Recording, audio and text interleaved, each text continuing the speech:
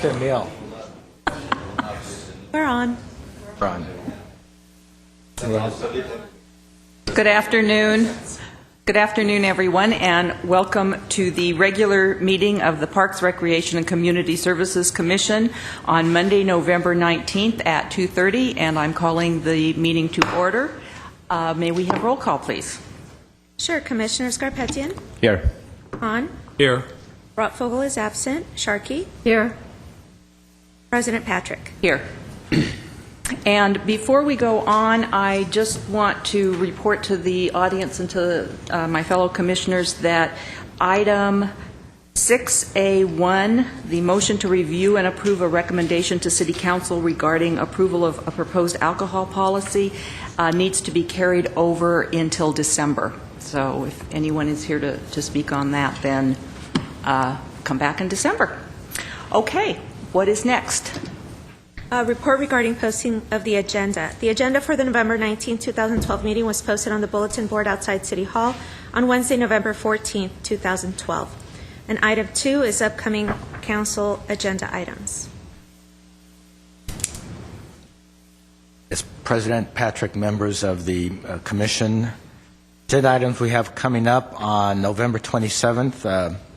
Part of the regular City Council meeting, we do have an item regarding bidding results for the catering services for the Elderly Nutritional Meals Program. We will be recommending award of a contract to the most responsible a bidder to provide the meals for the Nutritional Meals Program. The City Council voted last week to go dark on December 18th, December 25th, January 1st, and January 8th. However, on January 8th, there will be an afternoon meeting, a joint City Council Housing Authority meeting, where we will present a report regarding the Continuum of Care Notice of Funding Availability Grant application, which is our big application to the Federal Department of Housing and Urban Development for all of our homeless programs. That will be a $2.5 million funding application. That's on January 8th in the afternoon. On January 15th, we have coming up for the City Council an agenda item regarding a bid award for the Catalina Verdugo Adobe Improvement Project. Also on January 15th, we are requesting authorization to bid and appropriate funds for a Civic Auditorium roofing project for a new roof at the Civic. Also scheduled for that January 15th council agenda is the Maryland Park bid award. Also, on that same date, we have scheduled a professional services agreement for design services for the Palmer Park revitalization project. Then lastly, on the docket for January 15th City Council meeting is approval of a lease renewal for the Verdugo Job Center. As you may or may not know, we lease a building down at 1255 South Central where we operate our one-stop employment services center. So we will be requesting approval of a new 5-year lease. And as of this moment, that's all that we have on the docket for upcoming City Council agenda items. Okay, thank you very much. What is next? Item 3, Commission staff comments. Do we have any comments today? Not today. Not for me. Well, I did go to Dugmagian Wilderness Park work day, and I've never seen so many happy, hardworking volunteers, kids.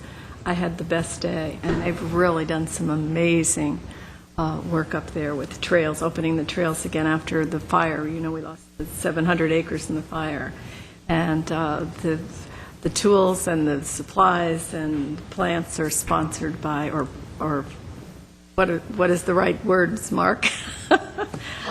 Sponsored by the Glendale Parks and Open Space Foundation. So it was just a real feel good, and Mark and Jeff have done an amazing job, as have all the volunteers. So if anybody's watching right now and you've helped with that, thank you so much. It's looking great up there.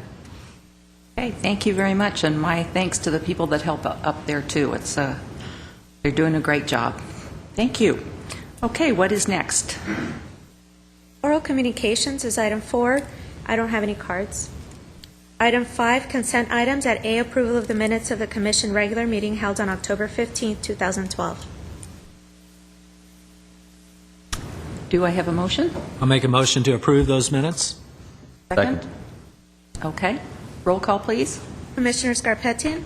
Yes. Han? Yes. Ralph Fogel is absent. Sharkey? Abstain. President Patrick? Yes. And what is next? Next, we have item 6, business agenda. At A, Okay. we have action items. Okay, before we go to the action items, I would like to move 6B1 to be 4 action items. It's from reports, but I would like to take that out of order and do that first and then move into action items, if that's okay. Certainly, that's item 6B1, Riverwalk Phase 1 grand opening. Okay. Who's going to talk about that? Mark. Thank you. Good afternoon, President Patrick, members of the Commission. My name is Mark Sturdivant, and I'm a Senior Administrative Analyst for Community Services and Parks. And today, I'd like to share with you some of the exciting things that are happening along the Los Angeles River. In particular, I want to bring you up to date on our own Glendale Narrows Riverwalk project, which will soon be open to the public. And I want to talk to you about the future phases of the project and why we feel they're so important. And in the process, put our project into a historical context.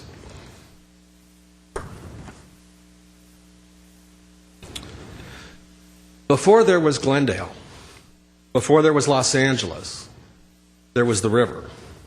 For thousands of years, the indigenous Tongva and Chumash people lived by the river's banks and took sustenance from its waters. When the river flooded, they relocated their settlements to dry ground, and when the waters receded, they returned. The city of Los Angeles was founded on the banks of the river. By the year 1900, Los Angeles had grown from a small pueblo to a city of over 100,000 people, many along the river itself. But the river, so gentle in the summer, was often turbulent and dangerous during winter months. And it was during a period of unusually severe winter rains in 1914 and again in 1934 that disaster struck. In those years, the river rose, and it rose over its banks and overflowed. Within hours, floodwaters engulfed riverside developments. Dozens of people died, with Burbank and Glendale particularly hard hit. Unlike the tribal peoples before them, Angelenos couldn't head for higher ground. For the modern-day metropolis, the LA River had suddenly become the enemy. The 1934 disaster prompted the residents of LA to demand action. The city's leaders reached out to the federal government for help. Within 2 years, Congress passed the 1936 Flood Control Act, which gave control of the river to the U.S. Army Corps of Engineers. And so began a nearly 30-year construction project. Thousands of workers used more than 3 million barrels of concrete to straighten, deepen, and constrain the river between immovable banks. By the time the channelization was complete, the natural and historic Los Angeles River, which for centuries had sustained the inhabitants on its shores, had disappeared. Also in the 1930s, city leaders saw the need for larger and better roadways to connect the cities of Southern California. The flatlands next to the rivers offered the most affordable solution. The Pasadena Freeway became the country's first waterway when it opened alongside the Arroyo Seco in 1940. The Golden State Freeway debuted in 1947 and followed the LA River north out of downtown. The Ventura Freeway followed in 1962. The original plans for Griffith Park included 5 miles of the LA River, with the expectation from its benefactor, Colonel Griffith J. Griffith, that it would be a riverfront park. Sadly, the freeways erased all riverside access in the city's largest public park. Ever since it was encased in concrete, the LA River has been an eyesore, reduced to a cement conduit for water runoff and isolated from public access by rail yards, freeways, and industrial sites. The historic waterway was neglected as the city literally turned its back on the river. For 6 decades, most residents came to forget that they even had a river. But in the last 20 years, a movement has slowly gathered momentum with the sole purpose of revitalizing the Los Angeles River. This movement seeks to change the river into a connective green space by adding parks, walking paths, and bicycle trails along its banks. With parks, plazas, and common areas for people to gather, the new vision for the LA River turns formerly blighted areas into centers of urban vitality and community pride. The Los Angeles River Revitalization Master Plan illustrates some of the new thinking for the river. Near-term improvements call for greening the concrete with trail, native vines, natural areas. Long-term improvements modify the channel to restore riparian habitat and provide terraced access. Rubber dams could even be installed to allow water to be pooled in certain locations. A major element of connecting neighborhoods to the Los Angeles River is the transformation of the river corridor itself into a continuous river greenway that functions as a green spine for the region. One of the most significant park projects along the LA River is presently taking shape here in Glendale. It's phase 1 of the Glendale Narrows Riverwalk project. Funded by the Proposition 50's California River Parkways Grant Program, as well as LA County Prop A funds and the Caltrans Environmental Enhancement Mitigation Program, the project has been a collaboration between the city and the nonprofit organization Northeast Trees. When completed, Phase 1 of Riverwalk will extend from Betty Davis Park to the east past Disney, ABC7, and DreamWorks to a connection at Flower Street, providing a half-mile of bicycle and pedestrian pathway, shown here in orange. Phase 1 will also include an entry park, a picnic area, and a small equestrian area accessible to the homeowners of the Riverside Rancho neighborhood, which is zoned for horse ownership. It will also provide interpretive exhibits that will focus on the human history, natural ecology, and urban infrastructure of the Glendale Narrows area. Phase 2 of the project will begin at the Phase 1 Flower Street connection and will extend the multipurpose trail eastward to the Verdugo Wash, the area shown here in green. A portion of the Phase 2 path has already been constructed as part of the Fairmont Avenue Extension project. The remaining elements of Phase 2 include a bridge across the storm drain outlet to connect Phase 1 and Phase 2, the creation of a confluence park at the Verdugo Wash, and the development of a river overlook near the Phase 1, Phase 2 connection. Funding from LA County's Measure R has already been made available for the connection bridge, and funds have been sought from Proposition 84 for the Phase 2 project itself, and we expect to have word on that in the very near future. As exciting as these developments are, the most exciting aspect of Riverwalk is Phase 3, a bridge over the Los Angeles River into Griffith Park. The Glendale Narrows Riverwalk Phases 2 and 3 Master Plan was created in 2011 to analyze the feasibility of this project. Presently, 4 locations along the LA River have been identified. Each has constraints and opportunities. However, further work must be done before a final bridge site is determined. So why does Riverwalk matter? At first glance, it appears to be little more than a community project with limited regional impact. But when you look closer at the project's location, its regional significance becomes apparent. Riverwalk lies across the river from Griffith Park, adjacent to a major employment destination, the Grand Central Creative Campus. Furthermore, it lies between Griffith Park and the large residential areas north and east of the park here in Glendale. Its location, together with the proposed Phase 3 bridge, make it a key link for improving non-motorized access to and from these areas. Griffith Park, one of the largest urban parks in the nation, has no access from many of its adjacent communities except by freeway ramps or heavily trafficked street bridges poorly suited for pedestrian and bicycle use. The 3.25-mile stretch of the Los Angeles River between Riverside Drive and Los Feliz Boulevard is one of the longest parts of the entire river, with no pedestrian crossings. An ironic situation given the natural beauty and recreational amenities on one side of the river and the large number of potential users on the other. This diagram envisions numerous key pedestrian linkages to Riverwalk. It analyzes the major streets which lie within a 10-minute walk to Riverwalk's access points. Connectivity to Riverwalk will be part of an overall strategy we are currently developing to create a network of urban greenways throughout the city.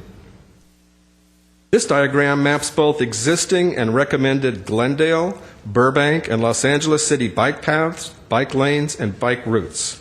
By mapping this bicycle network, we can begin to see how the development of Riverwalk, shown in the center in purple, and its bicycle accessibility will lead to local connectivity. And finally, this diagram indicates potential pedestrian and bicycle connections regionally that benefit from the creation of Riverwalk and its proposed bridge. Construction of a bridge over the LA River will provide pedestrians and bicyclists in Glendale with unprecedented access to one of the largest urban parks in the United States, as well as to the LA River bike path, which will one day run all the way to downtown Los Angeles and beyond. It will provide users of Griffith Park with the riverfront experience denied them by the I-5 and 134 freeways. And it will also offer pedestrians and cyclists in Los Angeles safe access to the Grand Central Creative Campus and will serve as a gateway to Glendale as well. When Riverwalk is finished, the city of Glendale will be the only city on the entire 52 miles of the Los Angeles River to devote 100% of its river frontage to recreation. It will be a key piece to connecting pedestrians and bicycle paths on both sides of the river, and it will be a significant part of the ongoing regional effort to reclaim the natural beauty of the river that has been lost for decades to urbanization. And with that, on behalf of Director Jess Duran, I would like to invite you to the grand opening of Phase 1 of the Glendale Narrows Riverwalk project. That will be on Wednesday, December 12th at 10:30 a.m., and I believe we will have invitations coming out shortly. But just circle that morning on your calendar. You're going to want to be there. It's going to be a terrific event. And with that, if there are any questions you might have about any of the phases of Riverwalk, I'd be happy to try to answer. Any questions, comments? It's such an exciting project. I'm just so excited that Phase 1 is going to be opening, and I've been down to see it, but not recently, so to actually see Phase 1 completed is going to be so exciting. So I hope that we will all be able to be there and support all the people that have worked so hard on this. Great. Well, we look forward to seeing you there. Okay, thank you. Mark, that was a wonderful presentation. Thank you. Just a history lesson, and at the end, make Glendale make me proud. Well, we had a number of motives for this, not only to extend the invitation for the grand opening, but also for you and for the folks watching at home to kind of place Riverwalk in a historic context so that people can see, why are we doing this? What is it about the river? What's happening on the river? There seems to be a lot of energy and excitement up and down the LA River, and we're excited to be a big part of that, and I think it's a great place for us to be. Well, thank you for that presentation. It was Thank you. wonderful. Thank you very much. So good. Okay, now we'll go back to action items. So what is next? Item 6A1, motion to review and approve a recommendation to, I'm sorry, you already said we were taking that off of the agenda today. That would be 6A2, motion to provide feedback regarding the adaptable use of the basketball court area at Brand Park. Okay. Welcome. Good afternoon, President Patrick and Commission members. My name is Chris Peplow. I am the Park Services Manager for Section 2, which oversees the maintenance of the parks on the west side of Glendale. Today what I'm going to talk to you about is the basketball court at Brand Park, which is on the east side of town. We have an aerial of all of Brand Park, which I want to show you some of the major features to give you some bearings on where this is. We have, I'm kind of colorblind, sorry. That's the library. This is the entry coming in off of Grandview. We have the baseball field, multi-purpose field here. The tea house is over here on the west side, tea house and doctor's house. This is what we call the south field. It gets a lot of soccer usage. And the east side over here is where we have a lot of family gathering for picnics, and the playground is over there. And it's a very popular, the wading pool is right there. There's a very popular area of the park. Right here is where there is the basketball court, or what I should really say what's remaining of the basketball court. If the important part of this slide here is if you look at the proximity to these houses and this neighborhood here, the basketball court backs up right to those homes. There's an easement of about 15 feet between the basketball court and the homes there. This is a closer aerial shot of the area that we're going to be discussing. It's the basketball court with the parking lot next to it. Since 2006, that parking lot has not been used due to the problems that have been occurring on the basketball court itself. We put a chain across the entrance to keep people out. The vandals continue to take the chain down, and we do our battle with the vandals. The basketball court, the hoops themselves were removed in 2006 due to large amounts of crime, loitering, foul language, and then basically, if you remember the proximity of the homes to the basketball court, they're right on the backyard. There's a younger family that was living there. Their swimming pool and their tennis court was right there. And it was just really negatively impacting. It was horrible for the kids. So we took the hoops down, and right now what is remaining there is just a concrete pad and an unused parking lot, which at the moment is continuing. We still get a lot of loitering there, even though they can't park their cars, but they will go there to loiter. And there's excessive amounts of trash. They like to use that as an area to smoke, which, as you know, is illegal within the parks. And we get a lot of sort of negative behavior that's occurring on the basketball court still. Just it's sort of a location to loiter. And in the mornings, however, we do have some nice usage. There's some nice people that go over there, and they use that for their exercise pad.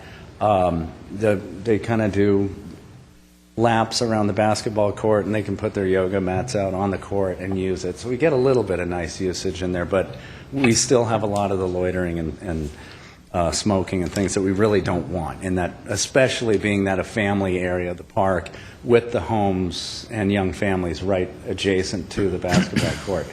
The court was installed in the early 80s. It was very popular. It was used quite a bit. We removed it in 2006 due to high crime, lots of swearing. Just the balls kept going into the neighbors' yards, and they literally broke down the neighbors' fences to get the balls and would go into their pool and onto the tennis court. It wasn't working too well with them. We recently just replaced the 12-foot fence that was broken going into one of the neighbors' yards, and so it is secure. And one of the great things about Griffith Manor Park is that when that was being built, we looked at an area of the park that wasn't developed when we acquired the land on the corner of, I want to say that's Justin and Flower. And in discussing what we might do with it, it was perfect to put a basketball court there, being that this one had gone away. So we could easily then, if any questions that came from the patrons as to, we came here to play basketball, where we could go play, we can easily just send them down to Griffith Manor Park. It's a wonderful facility. It's lit at night, and the police were actually looking at hosting a basketball tournament there. So it's a wonderful alternative to the Brand basketball court. So that's not being missed at this point at Brand Park. What we are looking at doing, we really need to do something with the area, because as it stands right now, like I said, we do have some vandalism, some loitering that goes on there, and it kind of looks like we're just not doing anything with the park and that area. We did have to close the parking down to discourage any of the loitering, and so that's just an empty parking lot. We could leave it as is because the people that do use it as exercise get their use out of it, but that's really only in the mornings, and then in the afternoon there's not a lot that's going on. Basketball, we could possibly reinstall the basketball court, but then we're going to wind up with the same situation. The young families, breaking the fences that we just repaired and the fights that break out on the basketball courts, et cetera. The one that I like the most that we've been looking at now since 2006, it was something we talked about, was the Tai Chi garden. There really isn't such a thing, as far as I could find, as a true Tai Chi garden. That's sort of a name we came up with, but there is something similar on the East Coast. What we're really looking at in the Tai Chi garden is, after really taking a look at what our patrons are doing at Brand Park, talking to them and kind of watching the behavior and why they come to the park, we determined that they love coming to Brand Park because it's a quiet, there's areas that are sort of pastoral in that it's very quiet there. And then obviously the tea house. Lots of people come to the tea house they need to experience sort of a quiet atmosphere. And what we're looking at in the Tai Chi garden is having sort of a meditative area of the park where Tai Chi could possibly be. That's one element, and people love to do that there. They could do their Tai Chi. We're looking at, having places where people can sit and meditate, not formally, but just sort of, spend their quiet times there. And that's based on having so many people come up to us when the tea house is closed and saying, I really need to mellow out for a while. I've had a horrible day. Can you open the tea house and let me in? And that happens on a very regular basis, being the fact that it is closed on Fridays and weekends for reservations, and people just will have a rotten day, and they'll come and say, please, can I do it? So we get that a lot, and I'd like to be able to provide that for the public without them having to worry about what kind of hours we have for them to be able to just come and really relax in that setting. And there is a group that uses that area of the park every Sunday for Tai Chi specifically, not the basketball court specifically, but there's a flat turf area on the east side of the park where they gather in a large circle and they do their Tai Chi, and they're very passionate about it. They really have to have that every Sunday. And so this would be an area where they could gather, specifically where it is quiet, and we would like to provide elements of this park which would lend themselves to that type of behavior. In doing the research on a Tai Chi garden, an Asian type of garden, we looked at sort of using the feng shui principles of having the energy of the site flow, and found that there's 5 elements that have specific locations on a compass to install that. And I can't give you really great information on how that exactly works, but following the feng shui or Bagua map, those 5 elements would lend themselves perfectly to this site, where they'd be lined up in their location based on the compass. And it would, I think, provide a great relaxing atmosphere at the site where people could come. And what I like about it is I think we can draw people there, and what we do is by drawing the people there that really want to use this park to relax, we also at the same time chase away the people that want to do whatever vandalism they may want to do or ruin things or smoke or whatever. It does chase these people away. I found that by sort of opening an area and really encouraging appropriate use in the parks, it does very effectively aid law enforcement in that it chases the bad behavior away. And this would be aesthetically very pleasing if we use the 5 elements, as well as create, a visually beautiful garden, and then the sound. We talked in there about water. We're looking at putting in a pondless waterfall. Can't have a body of water there because then it would have to be fenced in, but you can have a trickling waterfall that will create that's sound. And that's based on discussions I've had with the meditation groups that use the park.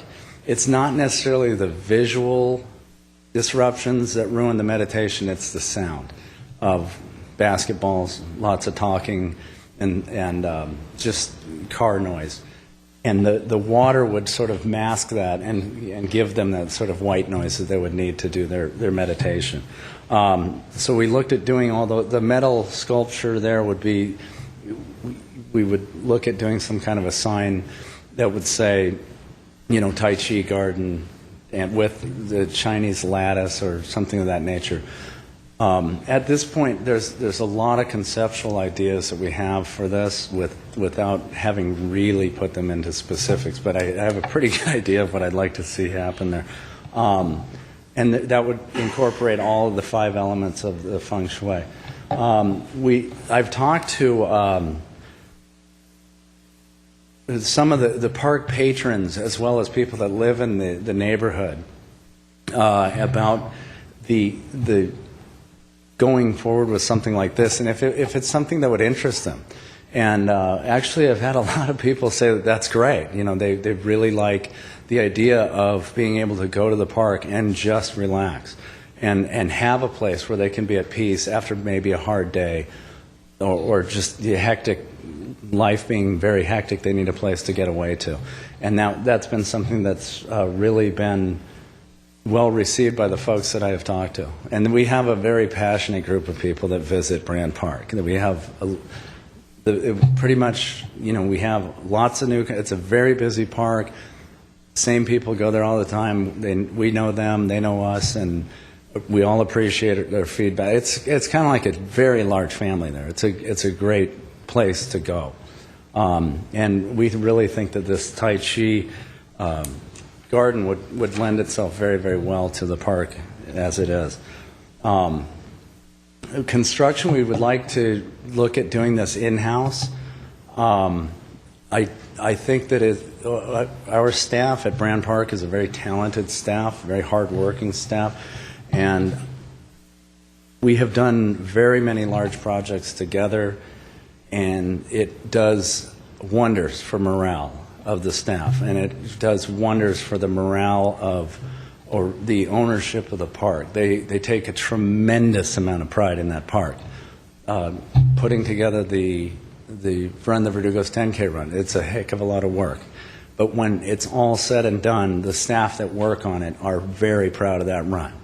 And they love to tell people about it. So it's a very good thing to do that. It would delay construction slightly in that obviously we can't devote 100% of our time to construction with all our maintenance duties, but it's definitely doable, and we do it on a somewhat regular basis with projects that we have. We just finished a sewer reconstruction at the doctor's house, running from the doctor's house to the tea house, and we had to dig that 400-foot trench ourselves and then put the site back together.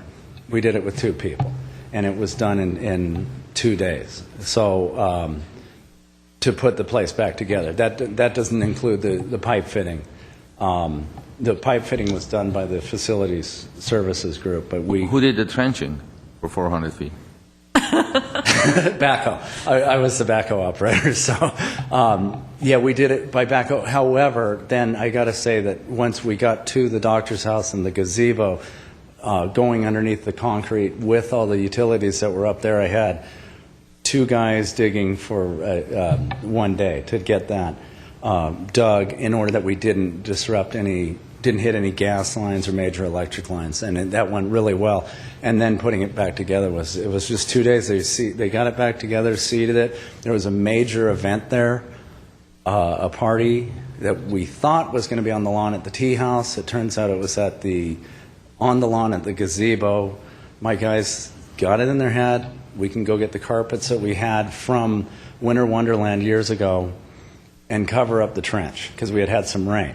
So cover up the trench where it had gone right through their event.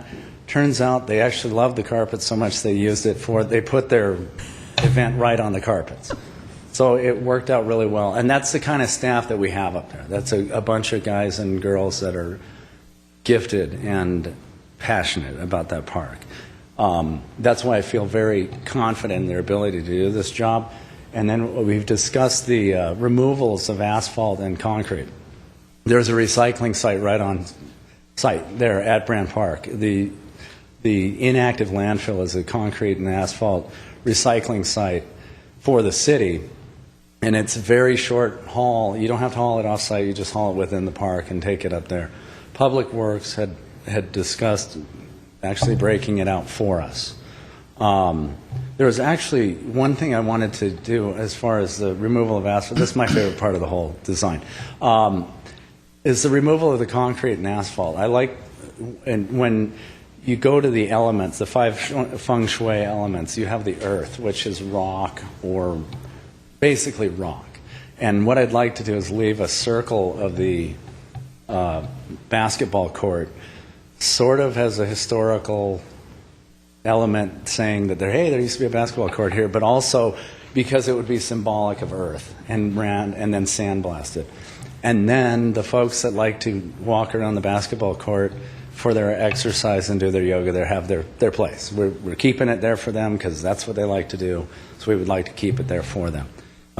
Sorry to get away from the topic, but that's my favorite part of the whole thing. But this is so we would have support from the city as far as disposing of actually recycling of the materials that are currently there. So that is our project that we would like to present to you, and I was wondering if you have any questions. Okay, we'll take some questions from commission, and then we have a couple of public comments, and then we'll come back for final comments. Okay. So, Commissioner Garpetti, you want to start? Yeah, thank you. I admire your passion. Thank you. It's a very noble thing to do. So this portion was closed since 2006? Correct. And what did it do to the patrons who came by and smoked and loitered, and did they go away, or we still have problems with it? They're there less than they were, and that's thanks to the police. The police we make sure that we discuss the whole park with the police at regular basis. They drive by, they know to come in the yard anytime. They're still there. Unfortunately, it's almost impossible to get rid of them, but we sort of have them under control to a certain extent. Because and then we also get, the one resident that backs right up to the basketball court, I talk to him fairly regularly. If he has any issues, he knows to just call myself. Right. I think the issue that we have over there is that area is really tucked away. Yes. And that created that atmosphere for some people who are troublemakers to come over there because it's not right on the main road or it's not visible. And my next question would be, when you build this garden, this beautiful garden, Tai Chi garden, how is it going to affect that portion of this problem that we have as far as people hanging out there or smoking and loitering the garden? Because is it going to be enclosed? Is it going to be locked out? How is it going to No. That's a great question, too. Honestly, there's a several-pronged approach that when I looked at this area that I thought of that. One of the things is that you have a fence that goes around the basketball court. It's 12 feet high. And that fence, although it's transparent, it does provide a sort of sense for these guys and the folks that are doing things they're not supposed to. Gives them a sense of being closed in. Like, hey, we're here, we're protected, no one can get to us, kind of thing. That's what we've noticed. They feel like they can do whatever they want there because it's theirs. And oddly enough, we think that we have seen this, that by opening it up is what you're actually doing. Is you're telling everybody to come and use this park. And it does. It brings in the family, the people that want to meditate, the seniors and students that want to study there. It brings them in. And what happens is that the guys and gals are doing what they're not supposed to. They don't want to be seen. They really don't want to be seen doing this stuff, which is, they're fenced in. They feel like, hey, no one's watching us. No one's coming over here. We can do whatever we want. But you take that away from them, and they go. They go. We've experienced this at the day camp. There was major problems we were having there with drugs and all sorts of bad things. And, you know, we had discussions. What do we fence the whole place in, close it down? There's a lot of issues up there. You know what we did? We opened it up. There was a gate that closed so that we can keep the kids, you know, safe. The cars can't go in when it is truly the day camp area. So, you know what we did? We opened that gate up. And we said, you want to come in? Come on in, everybody. And then Public Works said, we need somewhere to house our free mulch. There's a cul-de-sac up at the end. Let's put your free mulch up there. In exchange for the free mulch program, what they did is they red curbed the whole day camp area. So people can't go up there and loiter. We have it's posted no parking. You can't go up there and you can't park. That keeps the loiterers and everybody, the bad people, away. And it brings in all the citizens that want to get mulch. So what we've seen is that the people that are doing the things they're not supposed to don't like that the people getting the mulch can see exactly what they're doing. And it works. Because I'll tell you what, we don't find the broken glass and the broken beer bottles and the bonfires and all the unspeakable things that we used to find are not there anymore. And we think it is truly because we open it up. The police are sure welcome to come on up all they want. And the people getting their mulch are coming to get up. So it does effectively keep them away by just telling everyone, hey, you know, this is your park. And it's almost like self-policing without having to tell someone not to do anything. And have you done a research as to how often this Tai Chi garden is going to be used? No, I have not, as a matter of fact. And that's very interesting. It's very informal what I've done. And that's because there really isn't much of a Tai Chi. I mean, there's no precedent to stand on. But there is, I've talked to the meditation groups and people that do just sit by the pond, at the koi pond. And it's very informal. But I've found a lot of people that were very interested in it. But as far as research, I don't have anything for them. I think it's a great idea, and just opening up more to public, so it attracts regular public who visit the park, come to that area, so it will push troublemakers away. That's the plan, basically. We're hoping that our theory continues. Thank you. Thank you. Commissioner Khan. A couple questions I had for you. First of all, you showed us a slide that said that the parking lot and the basketball court was about 12,000 square feet? Yes. Is that about right? Mm-hmm. So are you looking at using that entire 12,000 square feet for this Tai Chi park? Yes. And that part of that is just going to be, what it is there's a small triangle which has an oak tree, which we have to leave in place. So part of that is a triangle that's going to be sort of a lead up, sort of like, hey, this is our Tai, we'll do some planting there. The bulk of the actual Tai Chi area, I don't have the square footage, but it is up on the flat area of that. And then there's there's sloped areas that won't be used for actual Tai Chi or meditation. Because of the fact that they're sloped. If you looked at that one slide, I can go ahead and bring. I think. Go back to the slide that shows kind of the bird's eye view. Yeah. Would you like the basketball court or the overall park? The overall park, because I want to see where parking is. Oh, sure. Yeah. In terms of proximity to this, if we're removing the parking. There we go. It's five spaces, by the way. Okay, but that's not the parking I'm talking about. Where would people park if you took up all that parking? Is it a long distance to track I'll out there? tell you, being that it's 5 spots and we haven't had anyone parking there, gosh darn. Oh, up here, right in there, that's where the parking is, or there. We have parking on weekends when people use the park as it is right now. Sure. All the parking is, we get a lot of people parking right along Grandview here, and then they can park in this lot right here. So it's a short distance away, is what you're saying. Okay. Mm-hmm. Okay, well that helps. I like the idea of staff doing the construction. Yeah. I think that's a great idea for the reasons that you stated, plus for the budgetary reasons. Yes. It'd make a lot of sense. So I think that makes sense. And we're also looking at if we can use recycled materials for the, if I can use recycled materials for down here, wood, in order to incorporate the 5 elements, we'd have to have an element of wood in there. And one thing that I found a huge source of recycled wood that I can use to create an element for the garden at no cost. And then the rock we could get from, if whatever boulders we would use would come from Duke-Magian. So that's something that's great, because one of the things in construction, even with the contractor, we wind up having to go assist those guys in getting whatever materials they need from city sites. Thank you, that's all I have. Commissioner Sharkey. When I was reading this report, and my first reaction was, what does Chris Peplow think?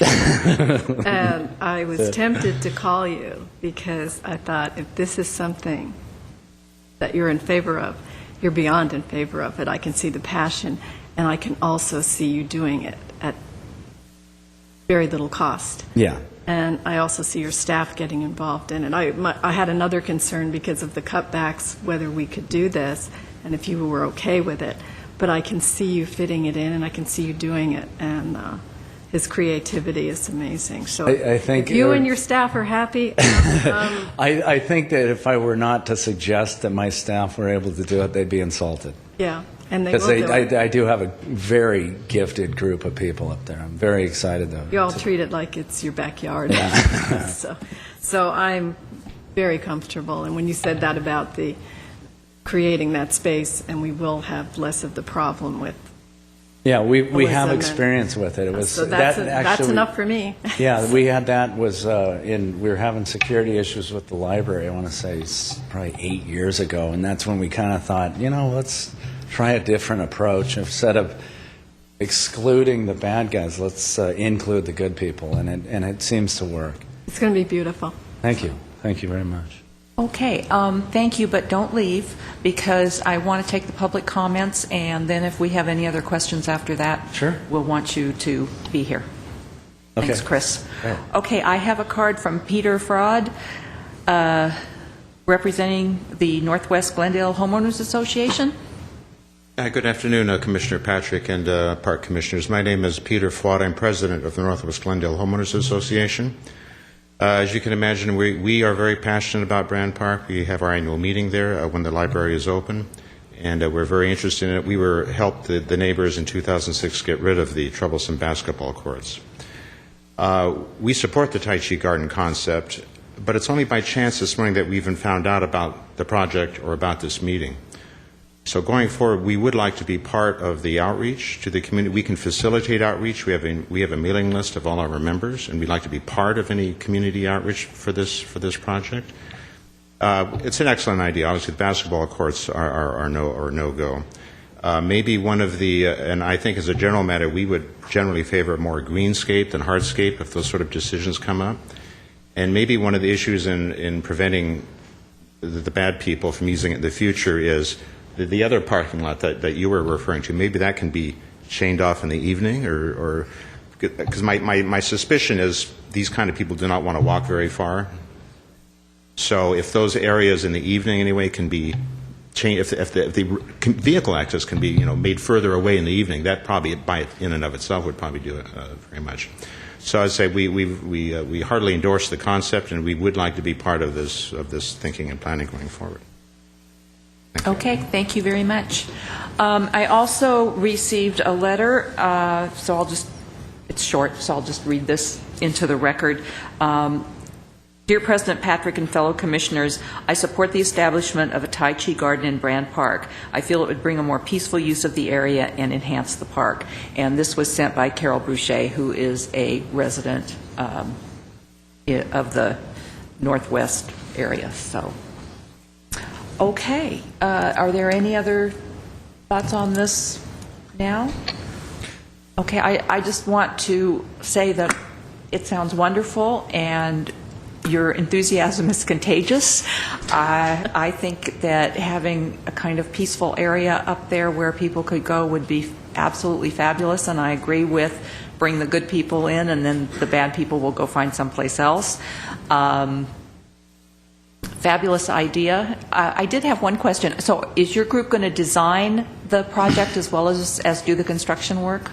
Yes. Well, of course, it'll be collaborative, but I'd like to come up with an idea.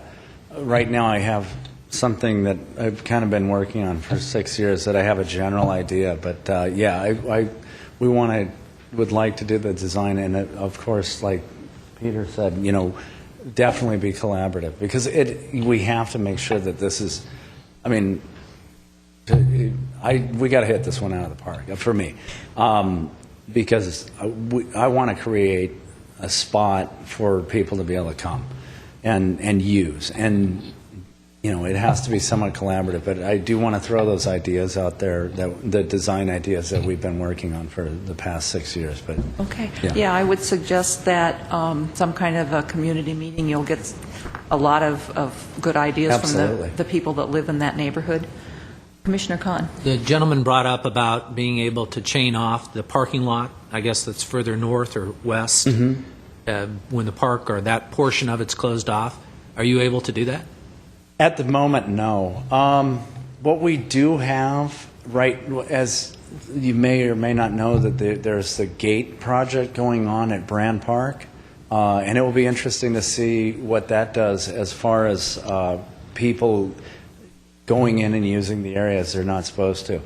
Right now, no. The answer to that is no, we really don't. It's a long line of parking. It's single row, and so to do it, we'd have to install posts, which would probably get hit, and then we'd wind up damaging cars.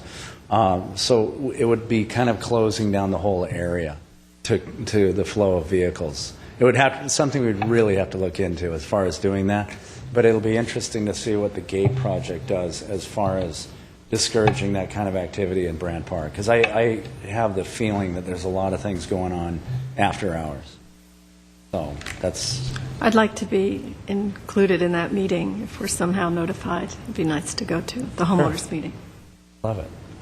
Okay. President Patrick, if I may, Chris's concept when he brought it to my attention, obviously just as you have jumped on the idea thinking this would be really great for the other park, what we wanted to do today is come and get your blessing on moving forward, conceptualizing our ideas better, putting it down on paper and come up with a construction timeline and what some of the costs may be, include the community in helping us come up with some of the design elements that would take part in the area. And I come back to you with another report, say this is what we're going to do. And as Chris mentioned, depending on what kind of staff resources we have, we may do this in different phases and have the area cordoned off. But I can have no doubt and absolute confidence Chris and his staff are going to do an absolutely a great job with this project. Okay. At low cost. At very low cost. Absolutely. So what we are looking for right now is a motion saying that we Yes. approve the project. Would someone like to? Adopt the use of... Commissioner Garpetian, why don't you make that motion? Because you've got it down, I can tell. Problem. I make a motion that the Parks, Recreation, and Community Services Commission adopt a motion to provide feedback regarding the adoptable use of the basketball court area at Brand Park. Well, should we say what the feedback is, though? Yes. Yes, I think what we need is we need a motion that provides the following feedback regarding the potential adaptive use. So we need something that's, oh, I'm sorry, Jess, help us out here. President Patrick, if I may, what would suffice is the feedback providing direction to staff to continue to pursue the idea of developing a Tai Chi garden at the former basketball court area of Brand Park. I include that in my motion. Okay, we have a motion. Do we have a second? I'll second it. All right, roll call, please. Commissioners Garpetian, Yes. Khan, Yes. Raffolo is absent, Sharkey, Yes. President Patrick. Yes. Thank you very much. Thank you. An exciting report. Okay, so what is next? Next, we have item 6A3, motion to note and file a report regarding a revised strategy for increased community and private rental use of Stengel Field. Good afternoon, President Patrick and members of the Commission. I'm Gabrielle Golia, and I'm the Community Services Supervisor with the Sports Section. I am here to recommend a motion to note and file a revised strategy for reservations at Stengel Field to include increased community and private rentals. We have a current practice there, which is to permit the Crescenta Valley High School and the Glendale Community College for all times that they request, games and practices first. Then remaining time will go to the youth sports leagues like the Babe Ruth Baseball, Connie Mack Baseball, Glendale Little League. All of these groups get the field for free, and the department pays the utilities and maintenance on the field during their times. After all of those permits are done, we do accept requests for paid reservations for any remaining available time. The clientele at Stengel is very diversified. We have the high school, the Glendale Community College, the Little League, Babe Ruth Baseball, Connie Mack Baseball, and private groups from Los Angeles and Glendale, such as the Los Angeles Baseball League and the Korean American League, and we also have a high school show ball. There is an increased community demand at Stengel. By providing reservations to a wider customer base, will support more community members at our premier facility, and we can potentially generate a little bit more revenue and some funds to help support maintenance and operations of the field.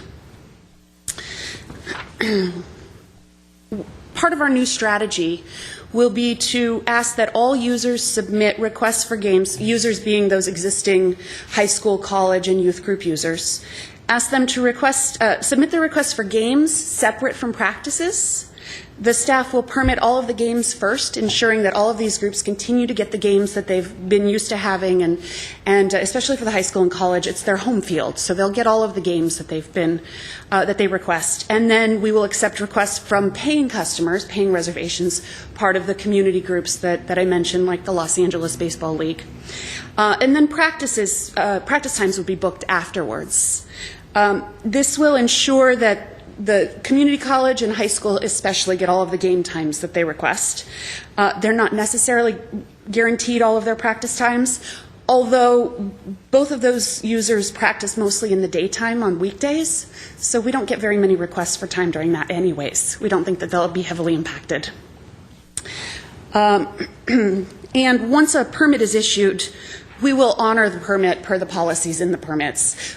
We won't be canceling permits left, right, and center for paying reservations unless it's a film permit, which we've always worked with the schools on anyways.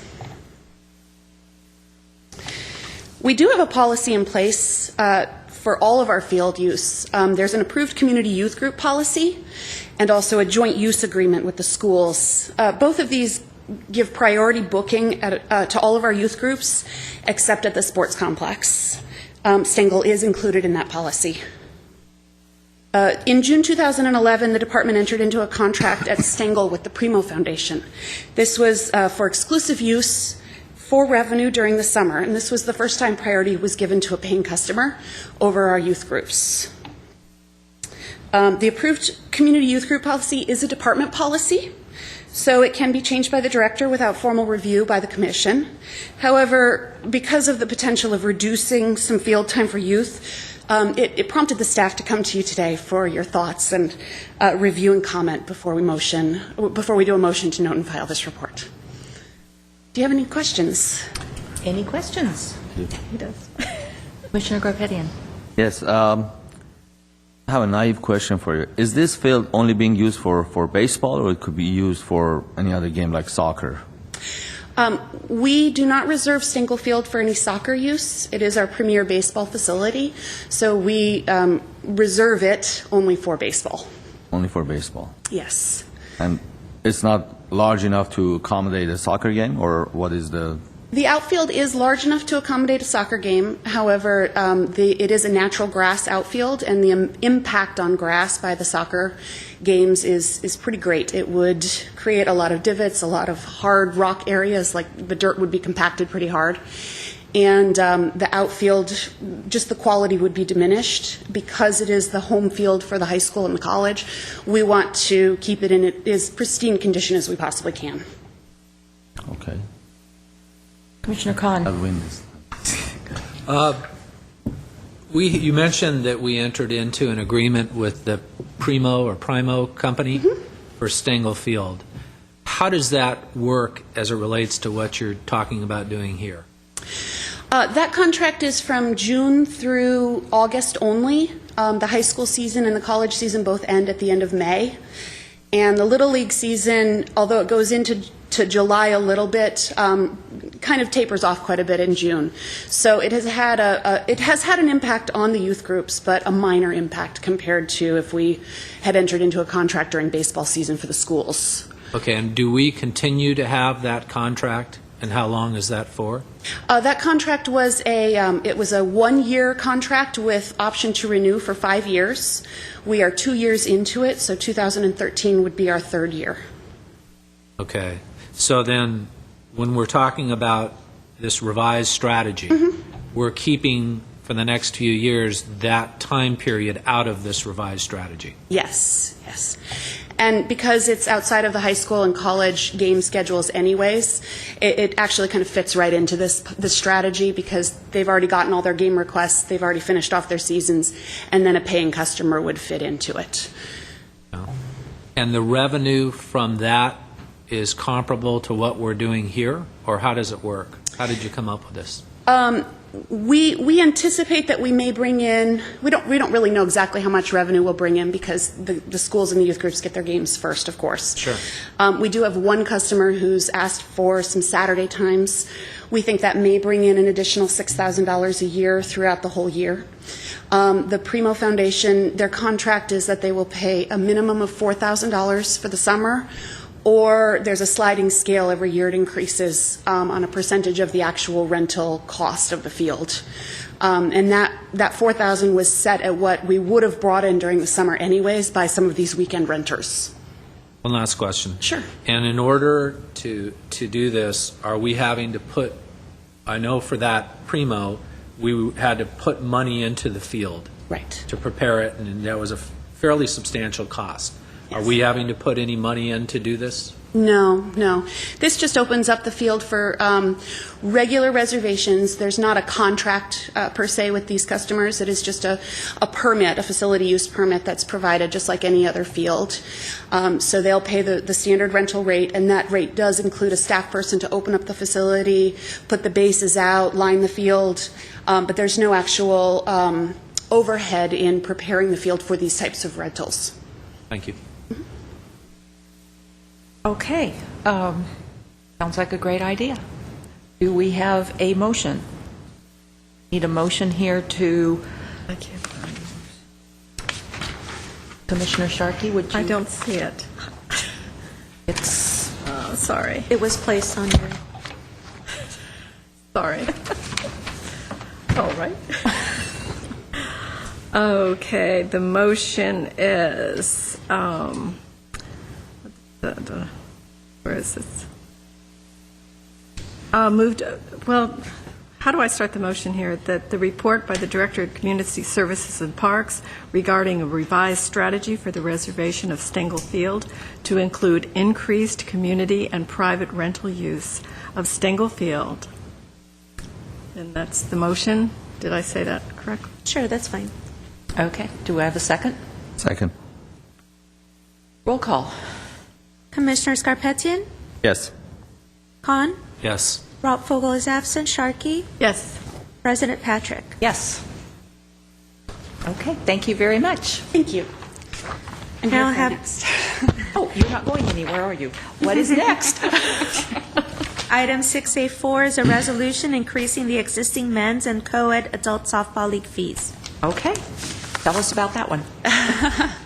So I'm still here to recommend that the Commission approve the resolution increasing the fees for men's and co-ed adult softball leagues, and that the Commission also recommend the City Council incorporate these fees into the citywide fee schedule. The fees for the softball league were last increased in July 2011. They were increased by 3% as part of the citywide fee schedule that we did. With this increase, the level of service will increase.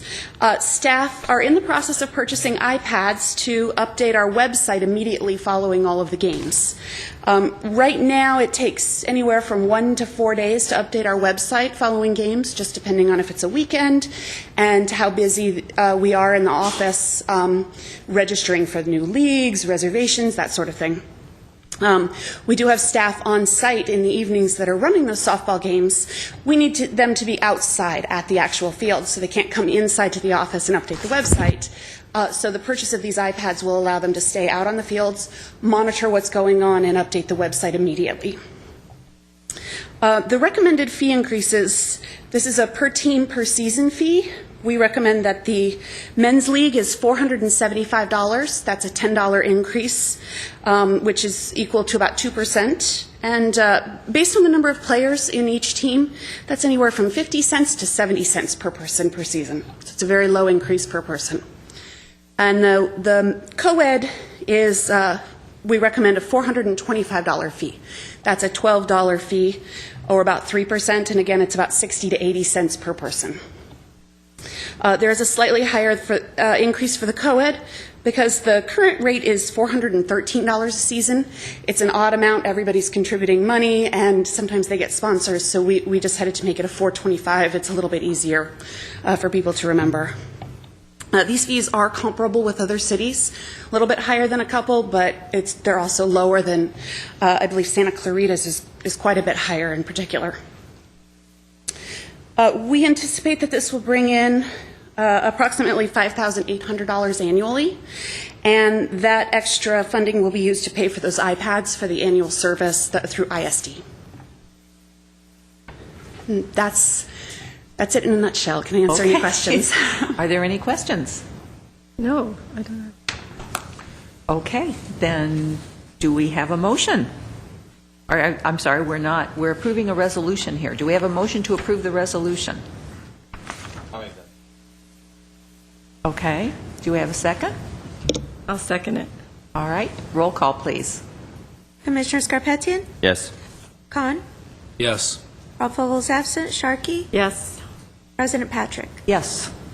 Okay, thank you very much. All right, what is next? Item 6B, reports for information only. At 2, we have Pacific Community Center Annual Report.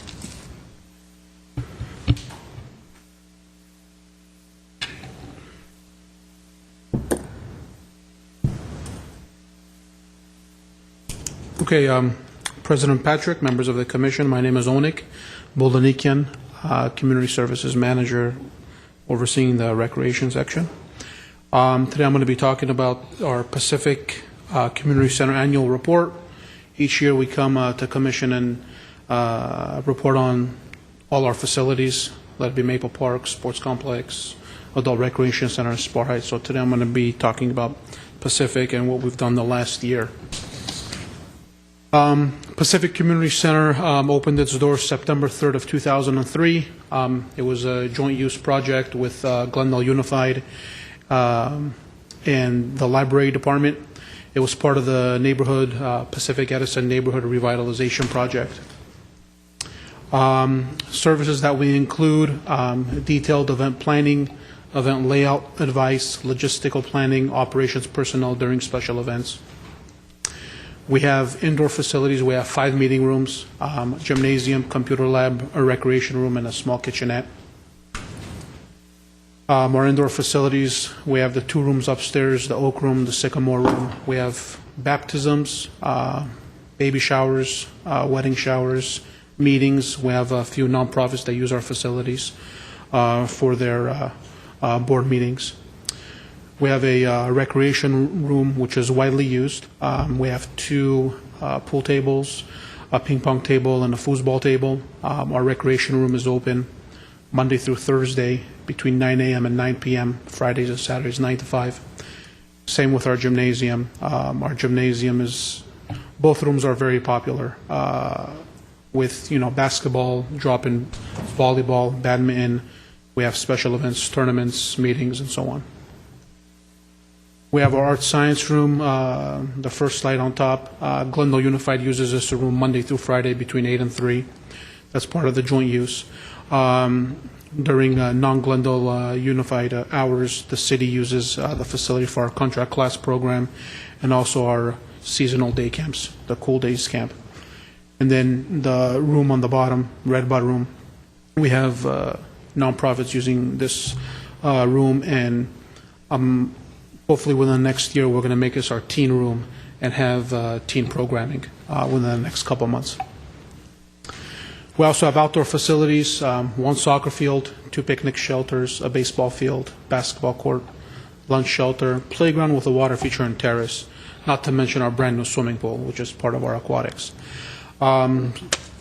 Soccer field is used, highly used every day, between 8 and 3, Monday through Friday. The school uses it, and then after 3 o'clock, we use it. We rent it out to our youth groups and our private soccer leagues.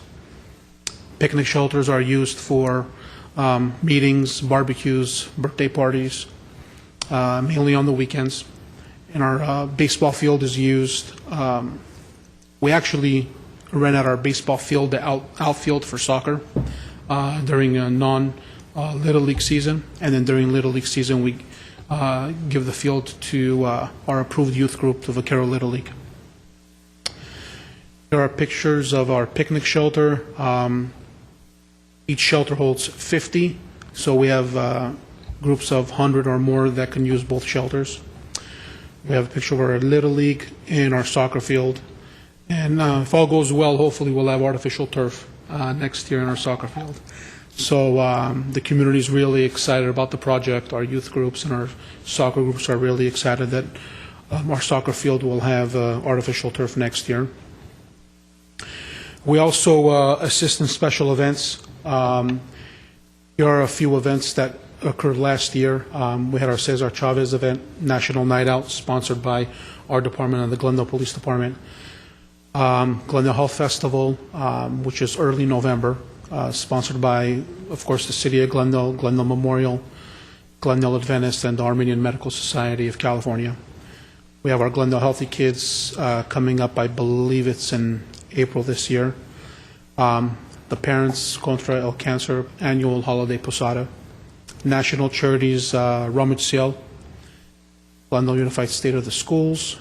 The Latterman Regional Social Forum. And this past year, Congressman Adam Schiff had a job fair, and over 1,500 people attended. It was a very successful event. And our last event that we assisted and sponsored, co-sponsored, was Senator Carol Liu's Pathways Conference. There are a variety of setups that we can work with. And the picture on the left was our State of the Schools event 3 years ago. And the picture on the right was our annual holiday posada that we assisted with. Besides facility rentals, we also have center-based programs. We have a very, very popular program, Tot Time, which is ages between 1 and 5-year-olds. This is a free drop-in program, Tuesdays and Thursdays between 10 and 12. Parents can bring in their children. They play. They develop their skills and hand and muscle development and their toning by playing with the supplies that we provide for them. We also have a drop-in basketball and our drop-in volleyball program, which is very popular. This occurs Monday through Friday after 3 o'clock. We also have our lifelong learning contract class program. We currently have around 11 classes each session. We have 4 sessions per year. We also have our recreation classes, which is our adult exercise program, and other recreation classes that are taught by city employees. Our Cool Days Kinder Camp is our seasonal day camp program. This past summer, we had 9 weeks of summer day camp. Our next session will be in winter when Glendale Unified is out on winter break. And like I mentioned earlier, we have our recreation room that provides table tennis, foosball, and 2 pool tables, billiards. Here are some pictures of our activities. We have our Kinder Camp on the upper left-hand corner. And then the second picture, our basketball class, and then our Cool Days program. As of September 1st, the Youth and Family Services consolidated with Pacific Community Center operations. Youth and Family Services will provide teen programming, youth outreach, information and referral and case management. This is the team program that I was talking about. We're hoping to have team programming one night a week to have the teens come in and hang out with staff, and slowly we can engage in teens and help them out and have them hang out inside instead of hanging out outside and being a little bit more productive. We're trying to also work on a volunteer program. The new supervisor, Walter, he has a volunteer program that he's working on with the Pacific Park beautification project. That's what he's calling it.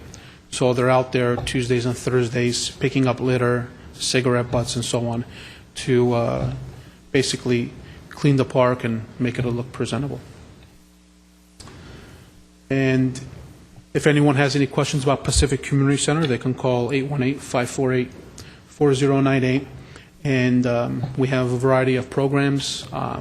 We have many facilities that are available for rent for any type of event. Any questions?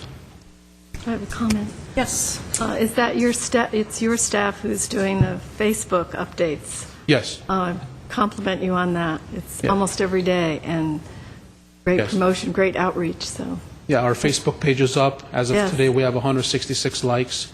And Norma Vias, who's in charge of the Facebook, updating the Facebook, she's been doing an excellent job. she has been very updated and makes every event exciting. So She's compliments. she's posting on a daily basis. Any other questions? I just want to say that I love Pacific Park. Yeah, I think it's such a wonderful collaboration between the city and the school district, and I'm very involved with the Glendale Educational Foundation that did the State of the Schools. I can't commend your staff highly enough. They were a fabulous help in setup and tear down.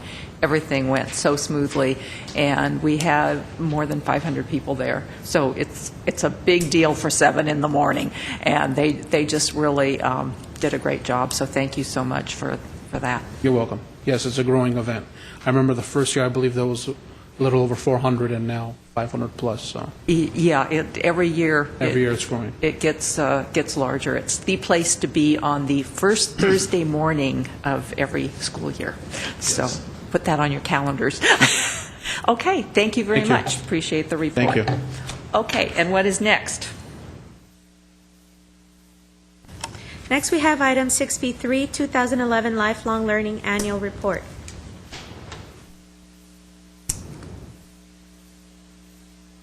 Good afternoon, President Patrick, fellow commission members, and fellow department staff. My name is Moni Carrera, and I am the Community Services Supervisor of the Lifelong Learning and Customer Service Office. I'd just like to give you a brief overview of our last fiscal year program. To begin, just a little background of the program. The Lifelong Learning program actually started with only 4 or 5 classes in 1950. At that time, there was a little structure at Fremont Park called the Fremont Craft Center, and those 4 classes were held there. Eventually, when Brand Studios was created, the lower level of the library in 1969, they moved some of the classes there, those 4 classes there, and then in 1988, they moved all the rest of the classes that were already being held. At that time, I believe it was about 11 or 12 classes. Now we offer classes in the following categories: dance, visual art, fitness, performing arts, special interest, and fine art workshops. And our classes cater to all age groups.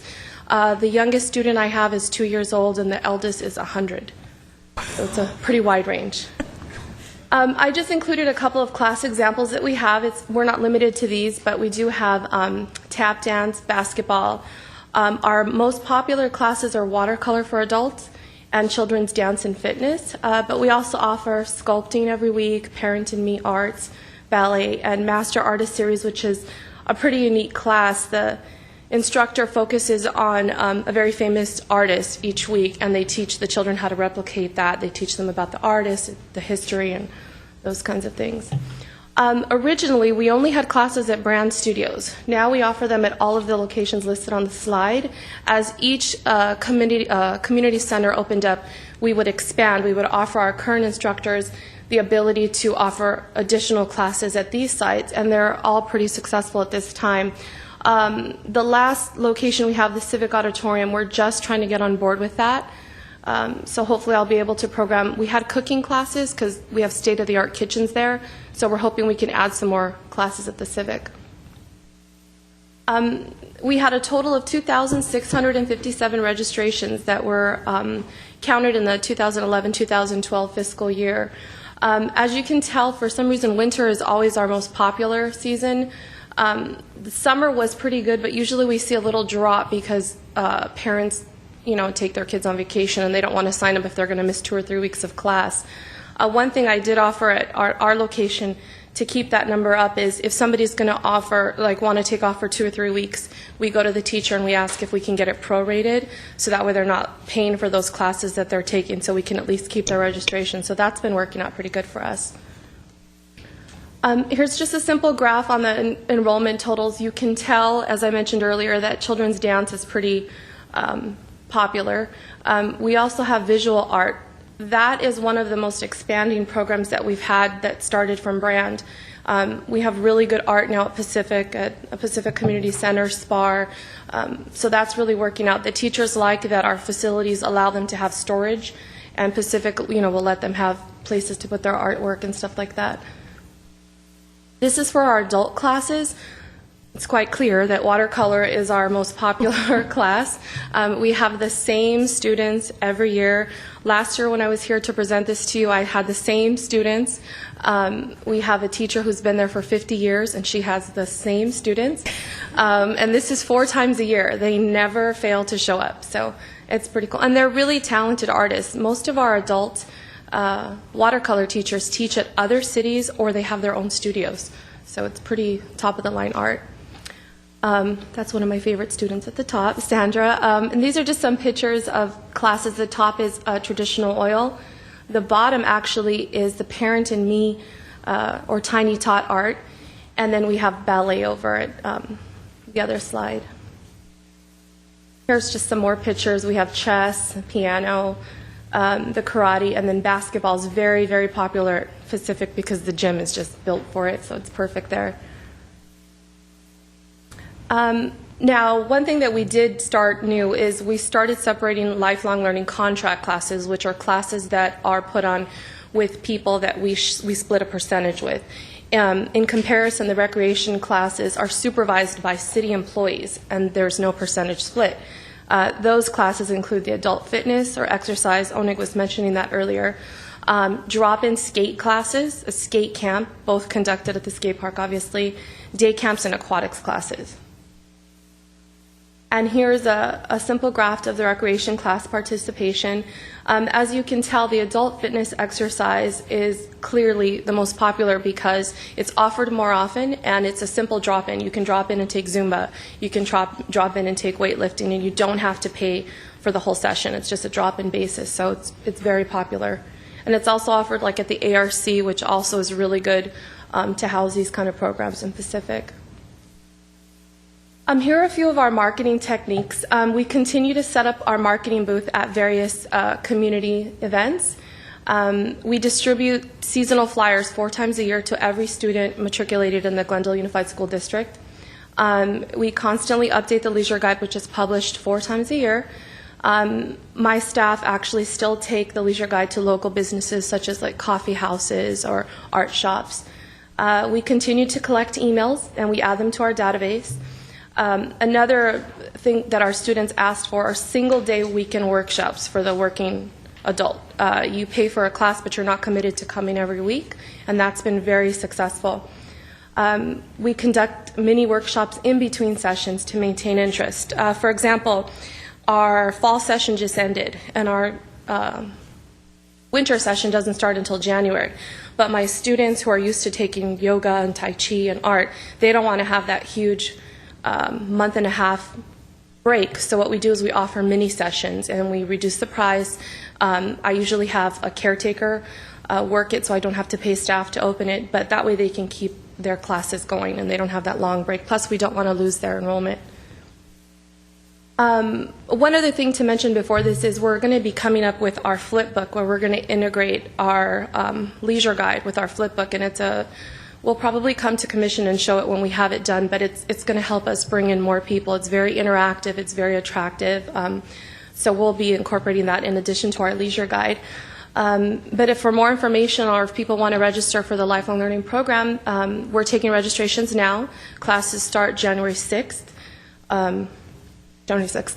And they could just give us a call at 548-2752, or you can just follow the link and check out our leisure guide online. That would conclude my presentation unless you had any questions. Okay, any questions?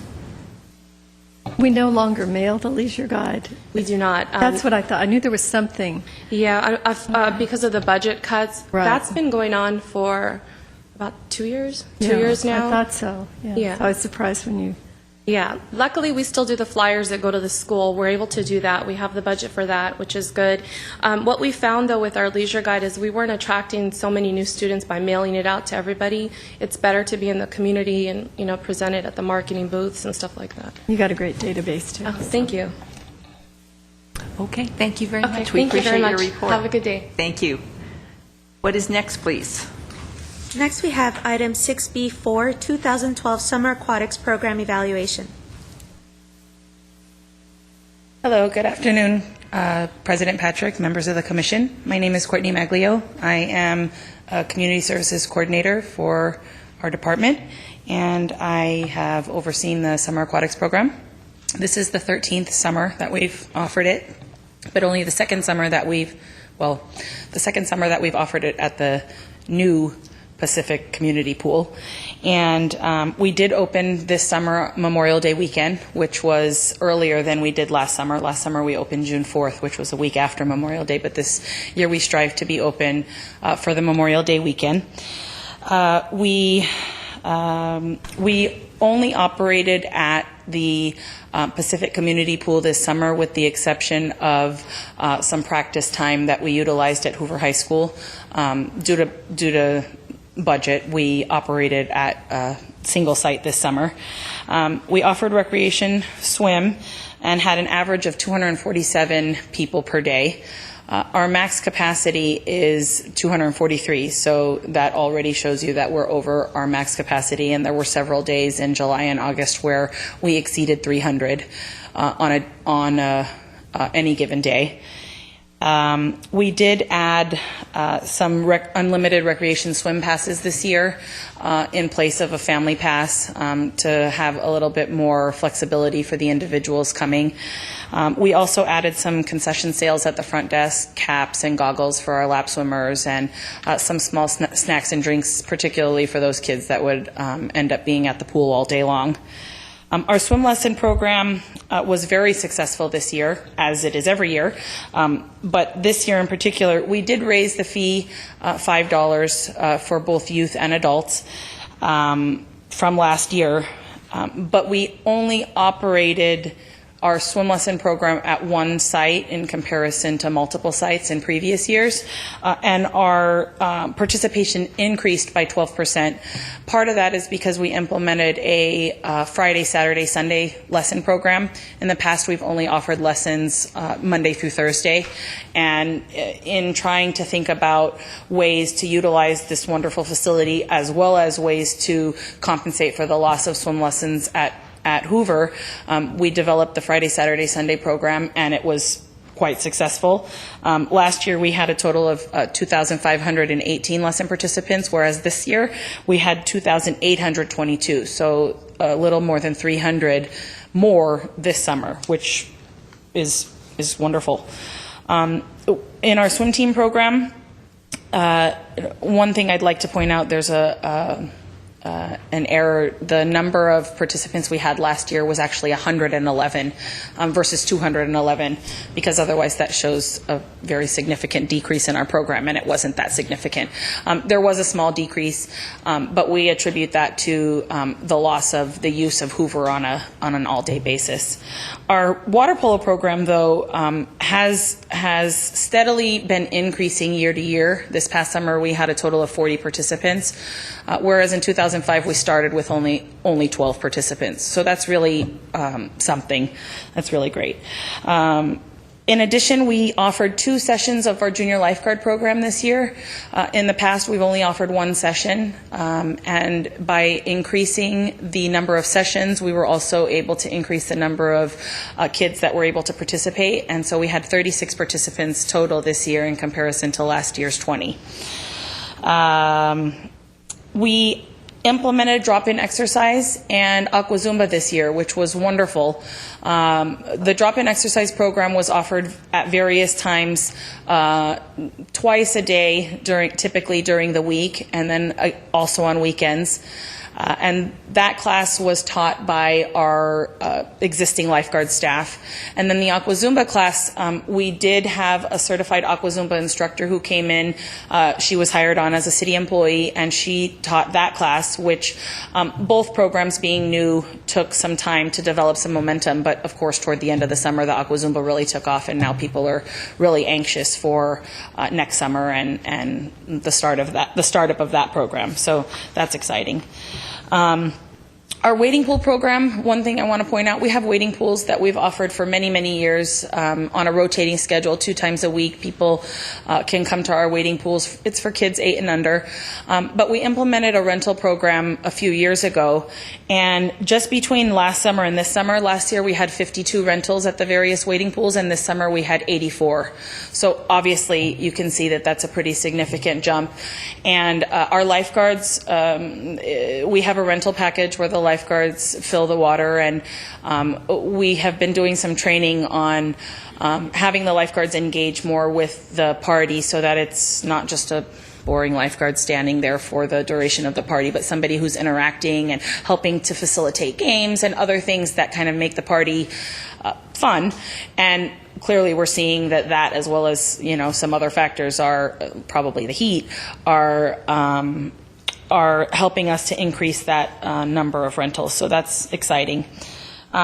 With regards to the fiscal impact,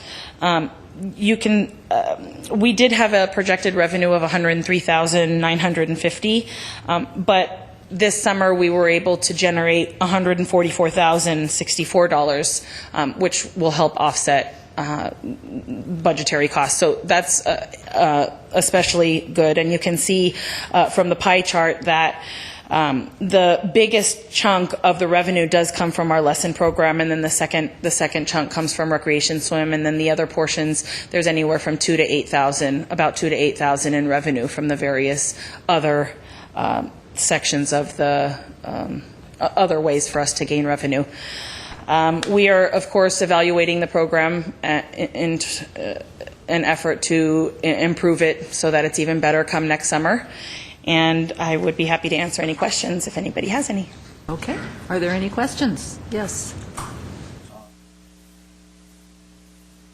Sorry, Commissioner, would you mind turning on your... Yes, the Lifeguard Academy for juniors at ages 12 to 14, do we have an academy for kids ages 14 and up? The reason it's for 12 to 14 is because the American Red Cross lifeguarding program, people are eligible to take that class at age 15. So there really isn't a reason for us to include 15 and up in the junior lifeguard, because at 15 they can become an actual lifeguard. Thank you. Anything else? Okay. Thank you very much. I'm glad to know all those kids are learning how to swim. Very important. Thank you. Thank you. Okay, what is next? Sorry, next we have item 6B5, monthly activity reports at A, Recreation and Community Services. President Patrick, members of the Commission, here's an information-only report from the Recreation and Community Services section. This past month, in October, Community Services staff worked the following events. We assisted K9 in the Park, Glendale Police Foundation, and the Kiwanis Duck Splash. We had our marketing booth there. We also had a stage and also our Glendale Rocks climbing wall program. It was a fun event. Staff had a good time. The Police Foundation, they were very happy with staff, with the wall, same with the Kiwanis Duck Splash. Our third event that we worked was the Relay for Life. We provided the Movie on the Go package, the Flicks on the Go movie package. I believe their movie was 12 a.m. to 3 a.m. So they wanted to have an activity for all the participants. late at night, so we had staff working the event. And our last event was the Edison Elementary Halloween Hoopla. Halloween Hoopla was a event that our staff put on and organized, but due to budget cuts 2 years ago, Edison Elementary decided to take on that event.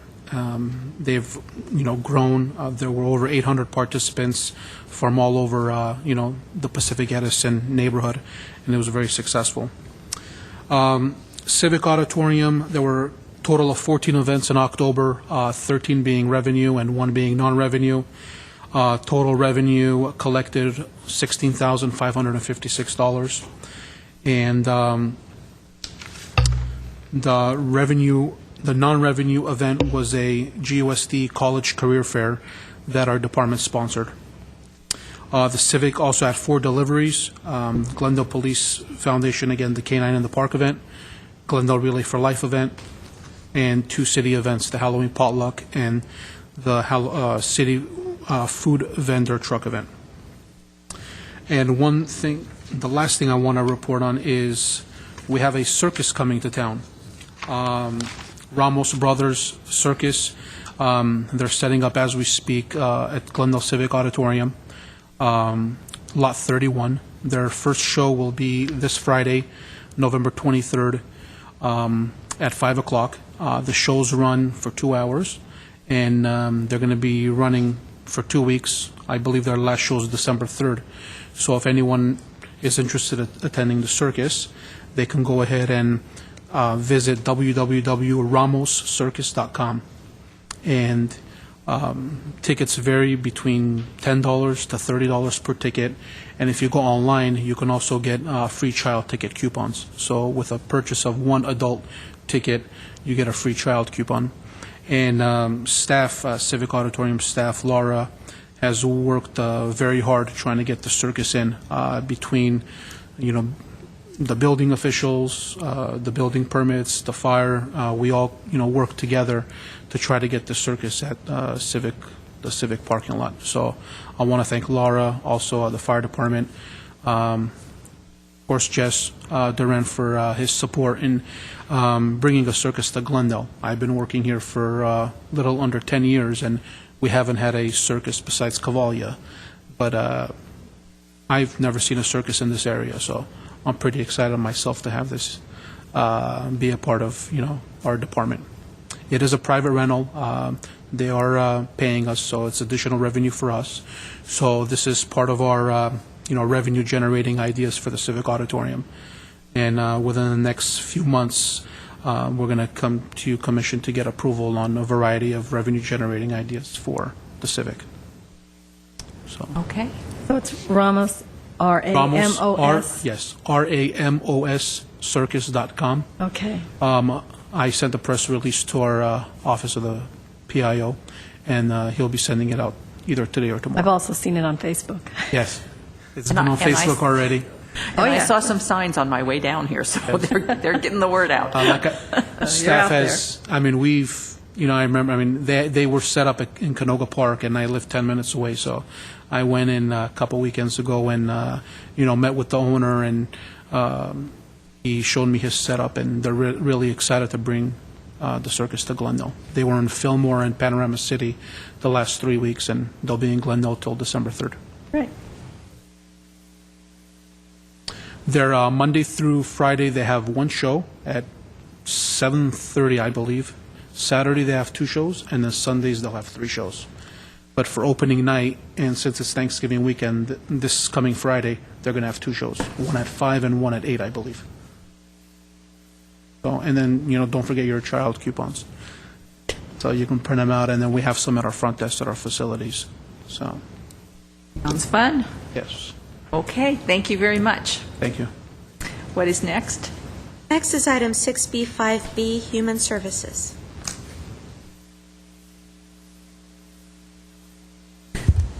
Good afternoon, President Patrick, members of the Parks Commission, Yvette Sanvalian, Homeless Program Supervisor.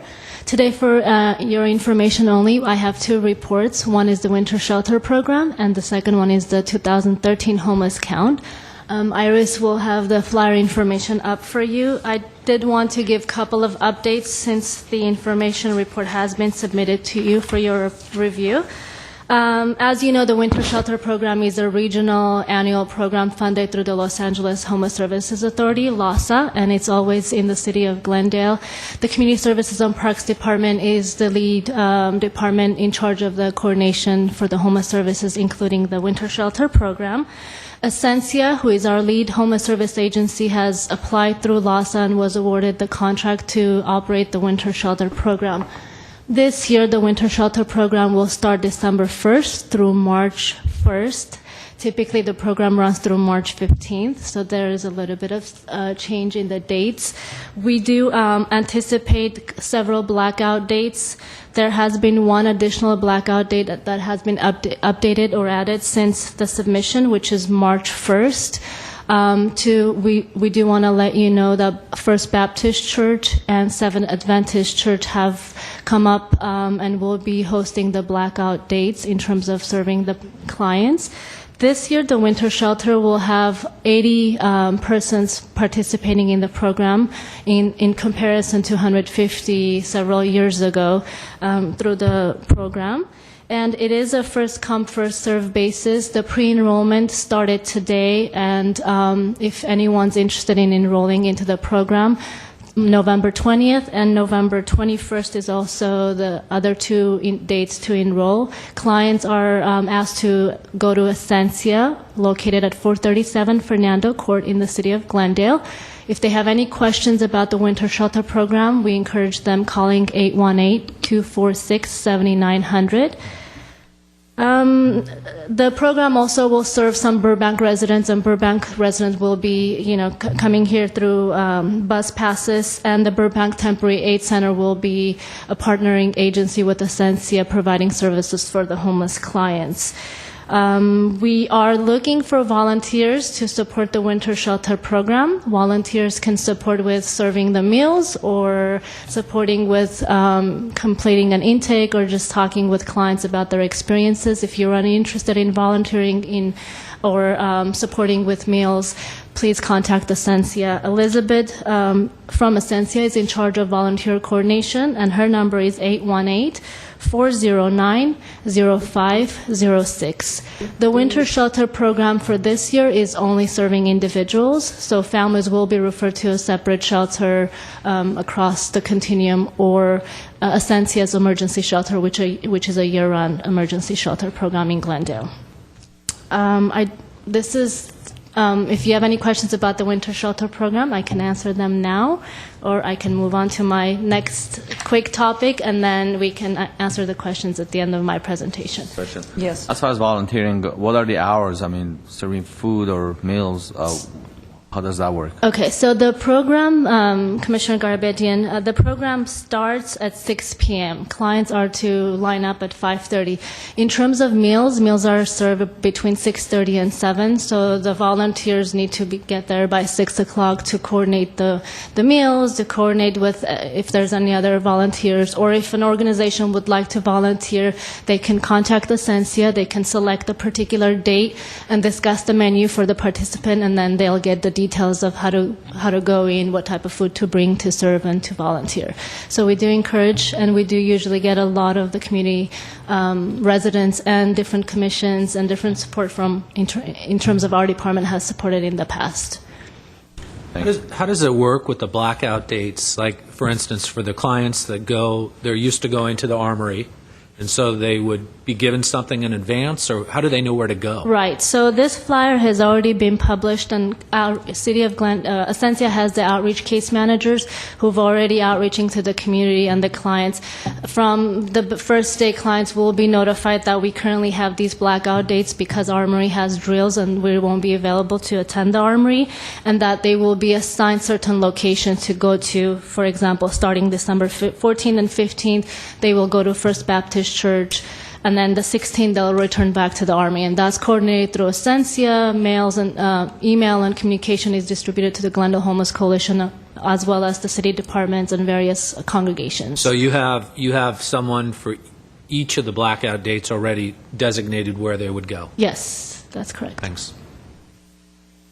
I have a question about the families. Did we have families in the shelter last year? Last year, we had a smaller scale program, a 50-bed program that was operated with the city of in the city of Glendale with our funding. Yes, we did serve some families, and because we had the rapid rehousing vouchers, the families were there for a couple of nights, and then they were placed in permanent housing. This year, this program is funded through LAHSA, and LAHSA has made a determination that families are best served in a different family housing program rather than families being motel vouchered. They come into the shelter, they get motel vouchers, and then they kind of get lost in the process. So LAHSA, through the 211 information system, will provide us with a list of family transitional housing programs and will inform the community and the participants who come into the winter shelter program. Okay, so no family would be turned away. They would just be... We will give them referral and the resources to go to the next program. Sounds good. Okay, so you have Yes, another... my next item, again for information only, we are getting ready to undertake another homeless point-in-time count. This is an annual process that the City of Glendale participates in order to sustain the continuum of care funding for the homeless programming. This is one of the requirements through our housing urban development. What we want to do is we are asking for volunteers to support with the street outreach count. So our one-day homeless count is scheduled for this January 30th of 2013. Planning is we're ready to plan the volunteer training and make assignments in the month of December. If anyone is interested in volunteering for the homeless count, they can contact 818-548-3720. Information regarding the count is there.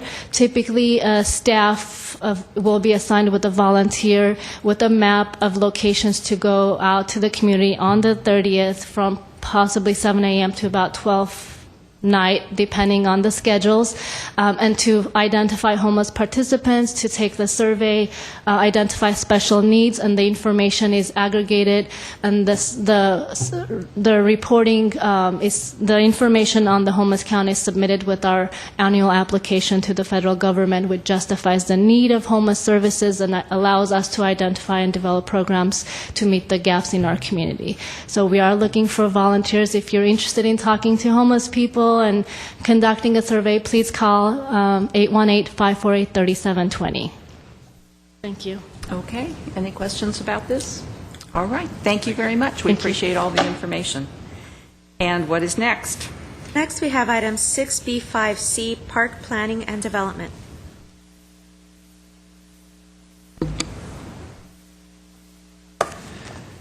Good afternoon, President Patrick, Commission members. My name is Hagop Kasabian. I'm a Senior Project Manager with the Park Planning and Development Section, and I'm here today covering for Emil Taravosian. The report I'm going to be giving you, again, is for information only. I'll go through the projects and current events that we have going on in our section. Let me start off with the Dukmajian Wilderness Park. If I may, I'll be covering Mark Sturdivant's portion on this one. On Saturday, December 1st, we have Raul Roa, staff photographer for the Glendale News Press, and Birdwatcher returns to the Dukmajian Park. Basically, this event will be held on December 1st at 7 a.m. And I'm not sure if we do give out phone numbers right away, so if we have any questions or we need to make reservations, please call 818-548-3795. for reservations. And also on Saturday, January 5th, we have Joshua West, a naturalist with the Palos Verdes Land Conservancy, and he'll present It Creeps, It Crawls. This is a program about insects, and for reservations, again, please call 818-548-3795. I'm hoping this would be an event, maybe creepy crawlers would be something for Halloween next year. Although it is next year, but maybe that's something they can pick up on Halloween of next year. Just a suggestion. As far as projects, Brand Park Gates, that project has started, and currently Shahin Begumian, who's the project manager, he's going through the demolition and the grading phase, and the fence for the main entrance is actually being fabricated, and I believe that project is, the fence would be going in sometime in December. So far, everything is moving really smoothly with that project. Same thing with the car park gates. Portion of the gate has gone in as you drive down Colorado Boulevard, and we also have installation of the rest of the fence. I believe it's by the end of this month. And please, if you do have any questions, you want to stop me on a particular project, we can go ahead and answer questions as I can. Otherwise, we'll go through them and answer them towards the end. Catalina Verdugo Adobe renovation, that's the small garage that we have that's being converted into a restroom, and also we're repaving the entire driveway inside the park and also providing some lighting in the seating area. That project has gone out to bid, and bids are due back on December 12th. And hopefully we plan on starting project on that one, or breaking ground on that project in early next year, sometime in January. Then we have Maple Park site improvements. I believe we have selected a consultant. The next step is getting additional input from the neighborhood. Maryland Avenue Park, that project is out to bid. Bids are due December 5th, 2012. And Mountain Dew Trail construction, we were planning on starting construction on this project sometime next week, but due to events happening up in Big Bear, our contractor has basically asked us to come in first part of December, so I believe we're starting construction on this on December 3rd, if that's a weekday. I'm not quite sure if it is a weekday. Is it a Saturday? Okay, we're starting December 5th. I'm not. December 3rd, that's what I was told. I apologize. Palmer Park improvements. We've actually gone through an extensive conceptual design process, and now we do have a consultant that has been selected, and our Dooley Studios was selected as the consultant to take us through that project. And last but not least, Riverwalk project. We do have Phase 1 grand opening on December 12th of 2012, and that would be at 10:30 a.m. Okay. And that covers it for my report and the information that I have for you today. Any questions? Nope. Okay, thank you very much. December 3rd is a Monday. December 3rd is a Monday. For Great. me. See, thank you. Glad you could join us today. Thank you. Glad to be here. Okay, what is next? Next, we have 6B5D, Park Services.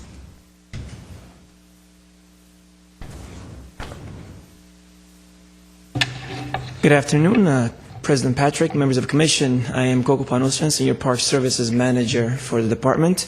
And as promised in the last meeting, we finally have our restructuring complete to some degree and want to present you what we came up with going forward for our section of the department.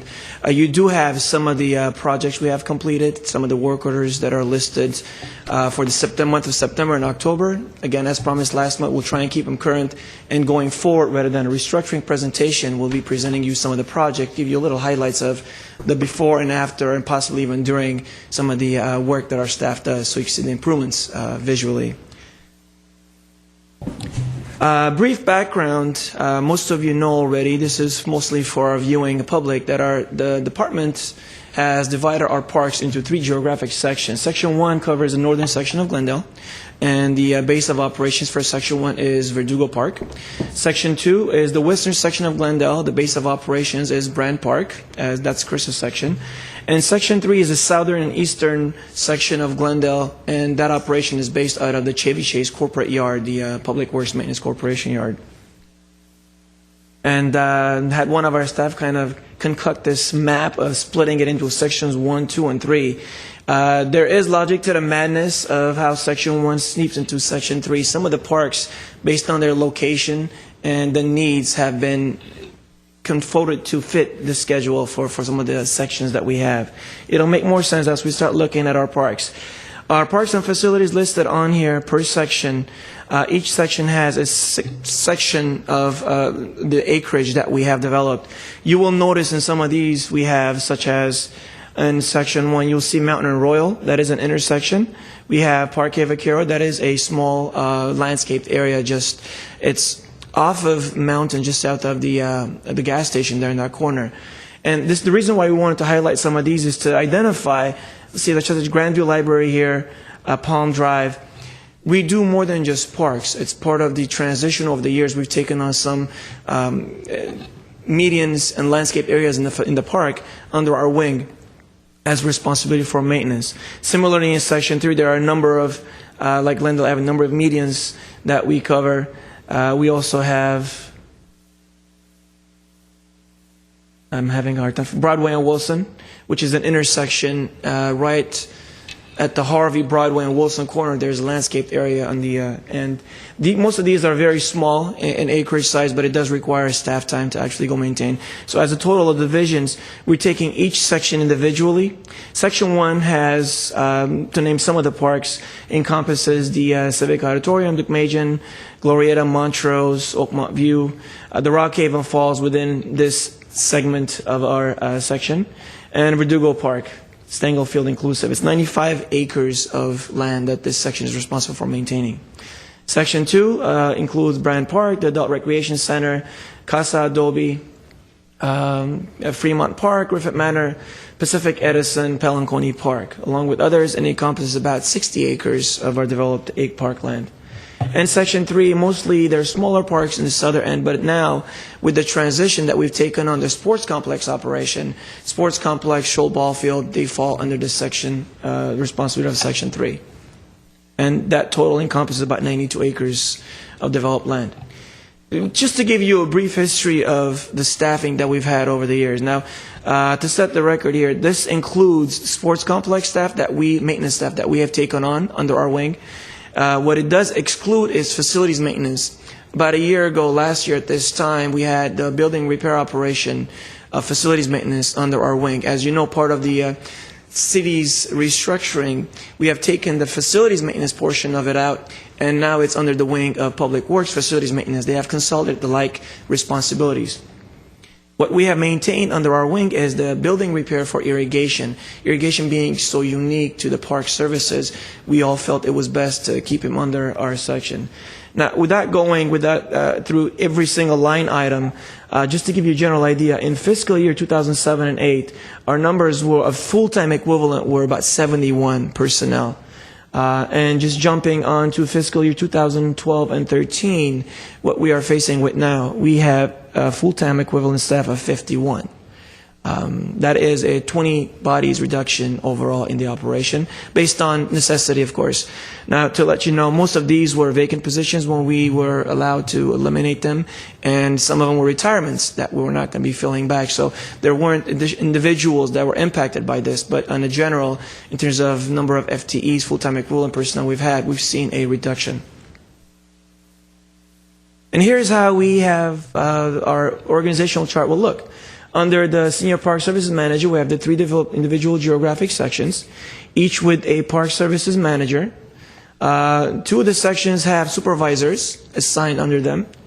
One section, we do not have one. That was a vacant supervisor position that was eliminated during the reduction. The senior gardener would be next in line. As you may note, there is a vacant, there is no senior gardener position in Section 2 because that's another one that we had lost. And then going down will be gardeners, maintenance workers, laborers, and seasonal laborers responsible for those geographic sections. In the irrigation crew, we have 1 senior irrigation building repairer. That position is currently vacant, and we are in recruitment process. One of our current irrigation specialists is acting as the senior.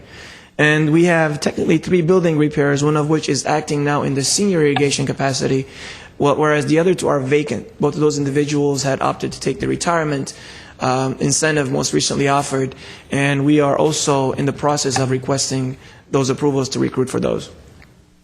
We also have our weekend crew, which is 1 weekend supervisor, and although it's listed as 1 seasonal laborer, most of our seasonal laborers we are now having work the weekend and the holidays. So our weekend supervisor is mainly responsible for all of our seasonal laborers, our hourly staff, and they manage all of the operation in the parks on the weekends. And administrative support, we have 1 senior office services specialist, who manages our office, all the operations of the office, as well as one hourly city employee that helps fill in some of the gaps and has been of a tremendous support to us, our operation, administrative operation. Here is how we have it broken down. Each section has a number of crews, and the crews are a team of possibly 1, 2, or maybe even 3 individuals in most cases that have responsibility for the following sites. For example, Crew 1 in Section 1 manages Babe Herman, Stengel Field, and Verdugo Park. That is a crew of 1 with possible help of some part-timers and individuals working in South Verdugo. Traditionally, we've had individuals at Stengel Field base would be 1 individual at Stengel Field.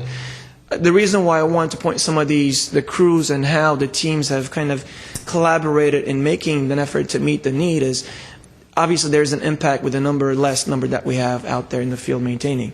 Crew 2 will manage the Civic Auditorium, Mountain Royale, Nibley Park, and Parque Vaquero. 3 will be Gloria Park, Montrose Park, Spar Heights. 4 is Duke-Majan Park, New York, Oakmont View. 5 is Dunsmore Park. We have 1 individual as a crew on its own that manages Dunsmore Park. And you know Dunsmore Park is a significant size park with a ball field, tennis courts, community centers, and a lot of picnic areas and turf to manage.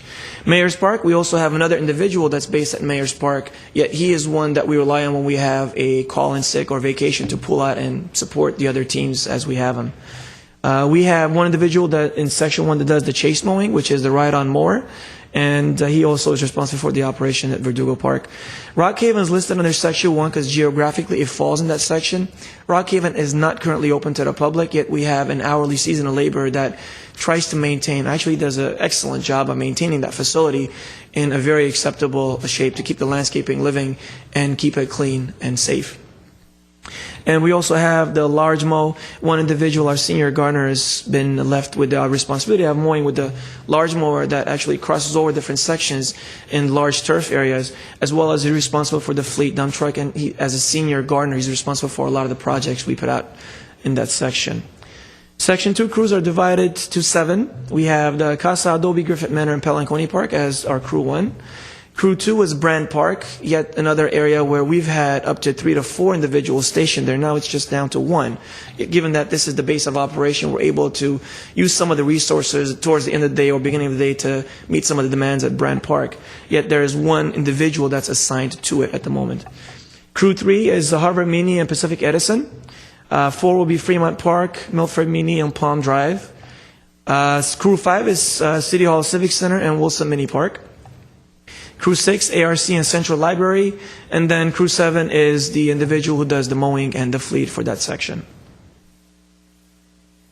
Section 3, the Crew 1 is Heritage Garden, Maple Park, Adams Square, and El Camini Park. Crew 2, Cerritos Park, Palmer Park, Park Seattle, and Windsor Mini Park. 3 is Emerald Isle, Glendale Avenue, and Piedmont Mini. That's another individual of 1 that manages those facilities. Crew 4 is Broadway Wilson, Carr Park, and Glen Oaks Park. Crew 5 is at the sports complex.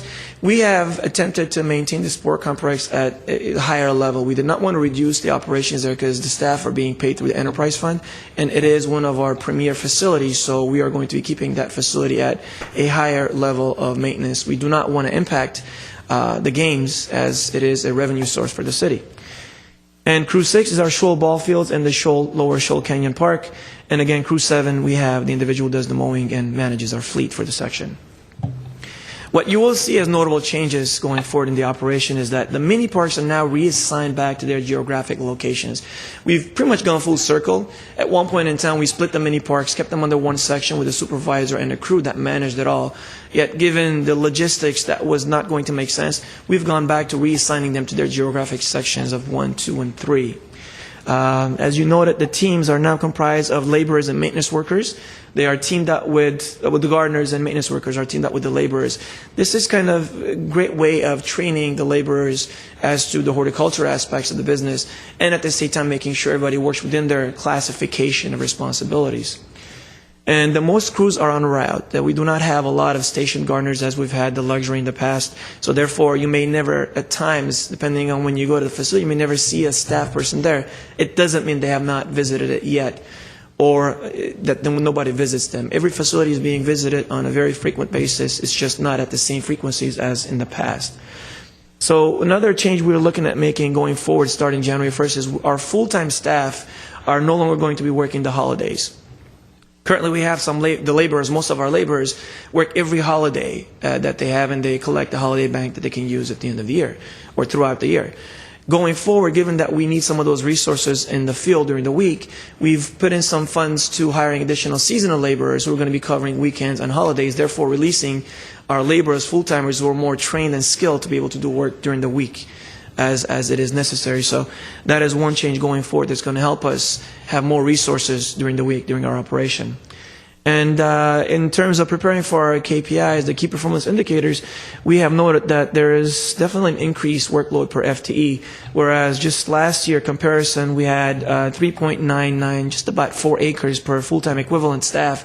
That number has actually risen to about by a quarter of an acre per staff, 4.76.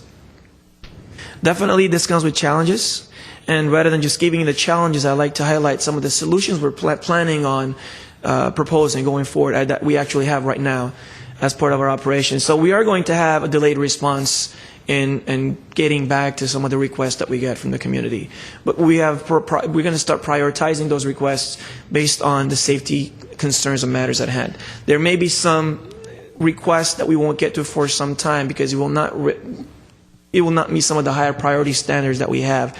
But we plan on getting to everything. It's just going to be a little later than normal in some of the cases. Detail maintenance, I mean, you will notice some of the shrub beds they'll have more weeds than we actually would like to see.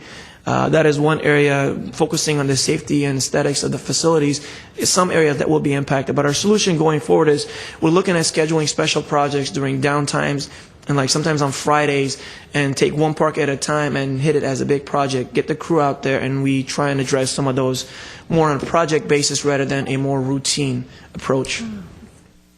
Tree trimming, it's mostly on emergency basis.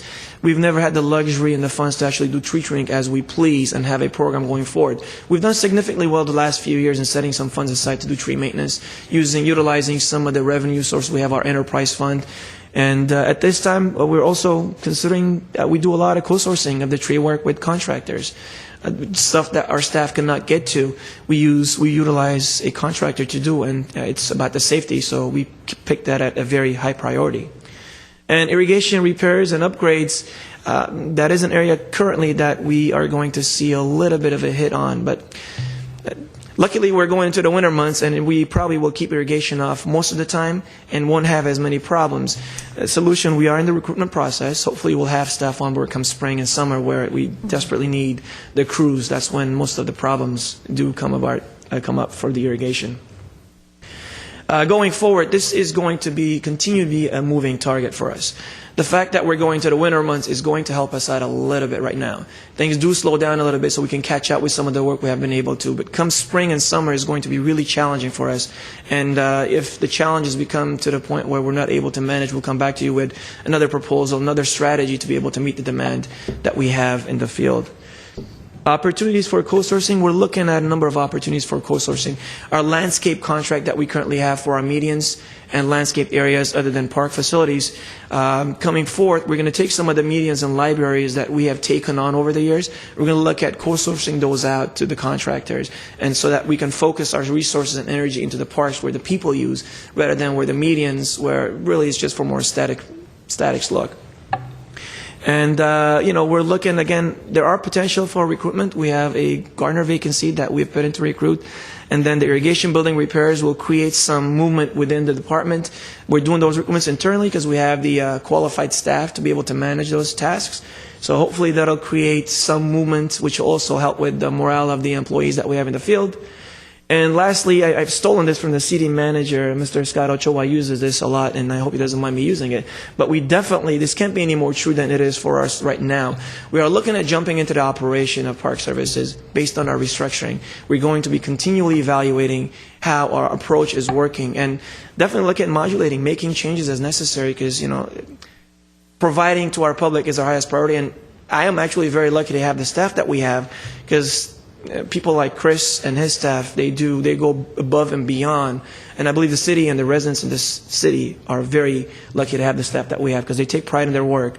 And, we've taken some hits in terms of the staffing and whatnot, and I'm proud to say we've been able to manage just fine with a little bit of delays here and there. And we're looking for efficiencies. We're looking for doing things better going forward so that the public will not feel the pain as much as normally would have. I believe that is the end of my presentation. If you have any questions, I'd be happy to answer them. Questions? Yes. Speaking of Rock Haven, what is the plan for that property, and when did we purchase that? We purchased the property in April of 2005 or 6, if I'm not mistaken.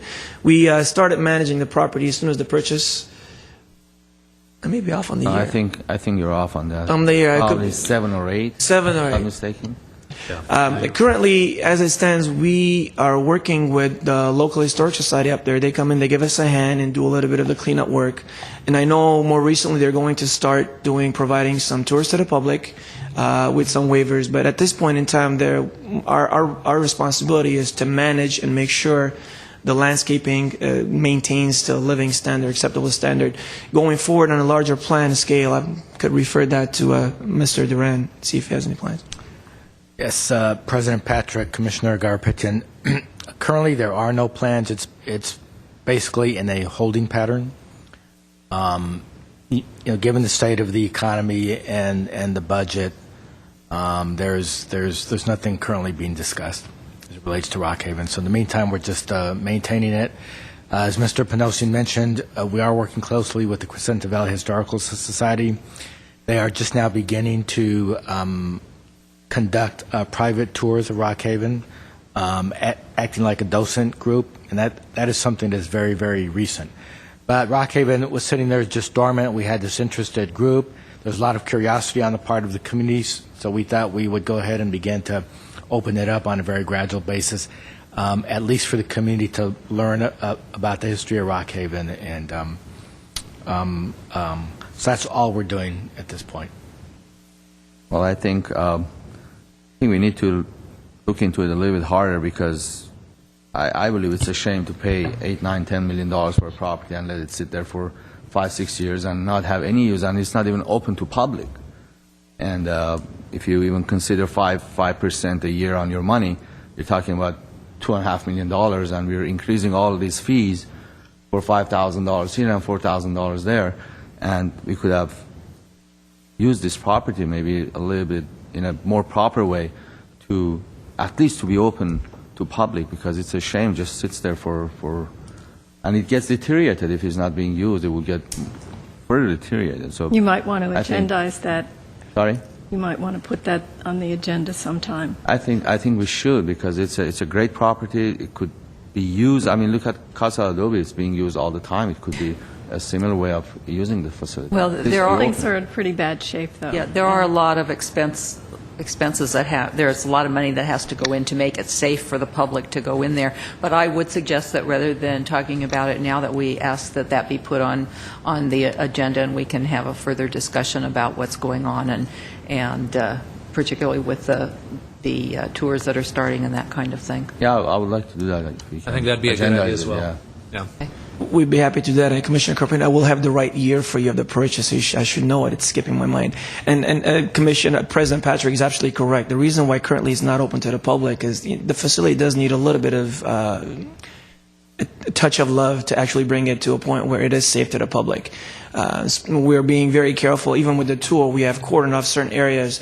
Only a small portion of that facility will be the tour we provided because of some of the safety concerns we have of the property overall. And there is significant work that needs to get done to make it available for public use, such as a park setting, for example. So those are some of the reasons why we have not been able to, but we'll be happy to come back to you with a report as to what some potential would be, and more of an update as to what the status is. Again, I understand that. I mean, if it's not in a good shape even for public to visit it, but the further more it sits over there, the longer it sits there, the more deteriorated it gets. So we need to have a plan to, that's what I was referring to have a plan to. Let's put that on the agenda, and we'll talk about it more fully at a different meeting. That's okay. Absolutely. Thank you. Anything else? Okay, I like your idea with downtime to maybe go to other areas, and you're doing a beautiful job with all the larger parks. I do know Notice Heritage Gardens is a little overgrown, but perfectly understand that you're short-staffed. But that's why I like that idea of downtime. It's, you know, And we do appreciate getting some of our staff back. The last time why I wasn't able to make a presentation is some of our staff were out on that potential layoff leave, and we're able to Right. get most of those gentlemen back. You will see an improvement in Heritage Garden because the individual who's assigned to that is back, and I wasn't thankfully, complaining. I could just I know. see that. we will see an Yeah, improvement. in no, most you're of the doing a areas. great job. Thank you. And I just want to congratulate you on all the work that I know that went into this reorganization. I know it's not an easy thing to do, and there's all kinds of opportunities, and you have to pick the ones that work the best and cover the most ground. And so I know that's a difficult job, and it sounds like you've done a fabulous job at working it out. So Thank you. And I honestly very cannot take the credit with that. The managers and senior supervisors we have, we would not have made this possible.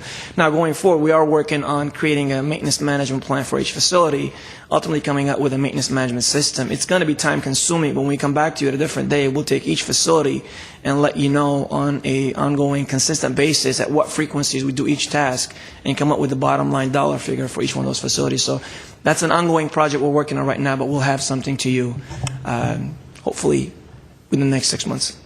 okay, sounds good. Thank you. Thank you very much. Before we adjourn, I just want to remind everybody that we are planning to meet in December, on December 17th, so please be sure that's on your calendar. Sometimes we go dark in December, but we will not be dark this year, so we need everybody here for that. And Mr. Duran. Yes, Chairman Patrick, I wanted to go back to the Stengel discussion. There was one comment that I meant to make. Commissioner Garapetian asked a question about the feasibility of using the baseball field for a dual purpose for baseball and soccer. And the response was that because of the wear and tear and the need to keep that particular baseball field in pristine condition, because it is the home of Crescenta Valley High School and Glendale Community College, was the reason that we had not considered that. But we are considering a dual-purpose field at Shoal Canyon, our baseball field number 3. But it would only work if we could replace the natural turf with artificial turf. So that is a project that we have in a very preliminary planning stage, but that's going to be one of our goals, is to begin to use those baseball diamonds that we can for dual purposes, the second purpose being soccer, provided that we can install artificial turf in order to be able to sustain the wear and tear that those two uses would require. Because there is a demand for soccer, it's growing all the time, and so that's one of our goals. I think the 4,000 players of AYSO will thank you for that. It's just, that's a great idea. Yes, and for the one more thing, I was not here at the October meeting, which was the inaugural meeting for both Mr. Bulanikian and Mr. Panosian. Obviously, as you know, Oenig is taking over for Joanne Vendito, and Ross Ferris, as far as that goes, and he is now the manager of Community Services and Parks, and he has absorbed budget cuts as well. He's rising to the occasion. He's meeting the challenge. He's got a lot of ideas that we are working on, and the same thing for Mr. Panosian, as you saw today. He has a lot of ideas. He has a lot of new energy. He's taken over for Gary Morello, and so we're depending on these guys to see us through this transition, and doing the restructuring that needs to take place to figure out how we can operate more efficiently and try to maintain as close to the same level of service that this community is used to and that this community deserves. And so we're going to have to rely on these guys a lot, and I'm sure they're going to come through, as you've noticed already. I have no doubt. We welcome you both, and Yeah. we're happy to have you join us. Yes. The year was 2008. Thank you, Iris, for looking it up. Thank you. Very good. Okay. Anything else? I just want to wish everyone a happy and safe Thanksgiving. And we're all going to be here, but happy holidays as well. Okay. Same from all of us. Thank you very much. We are adjourned.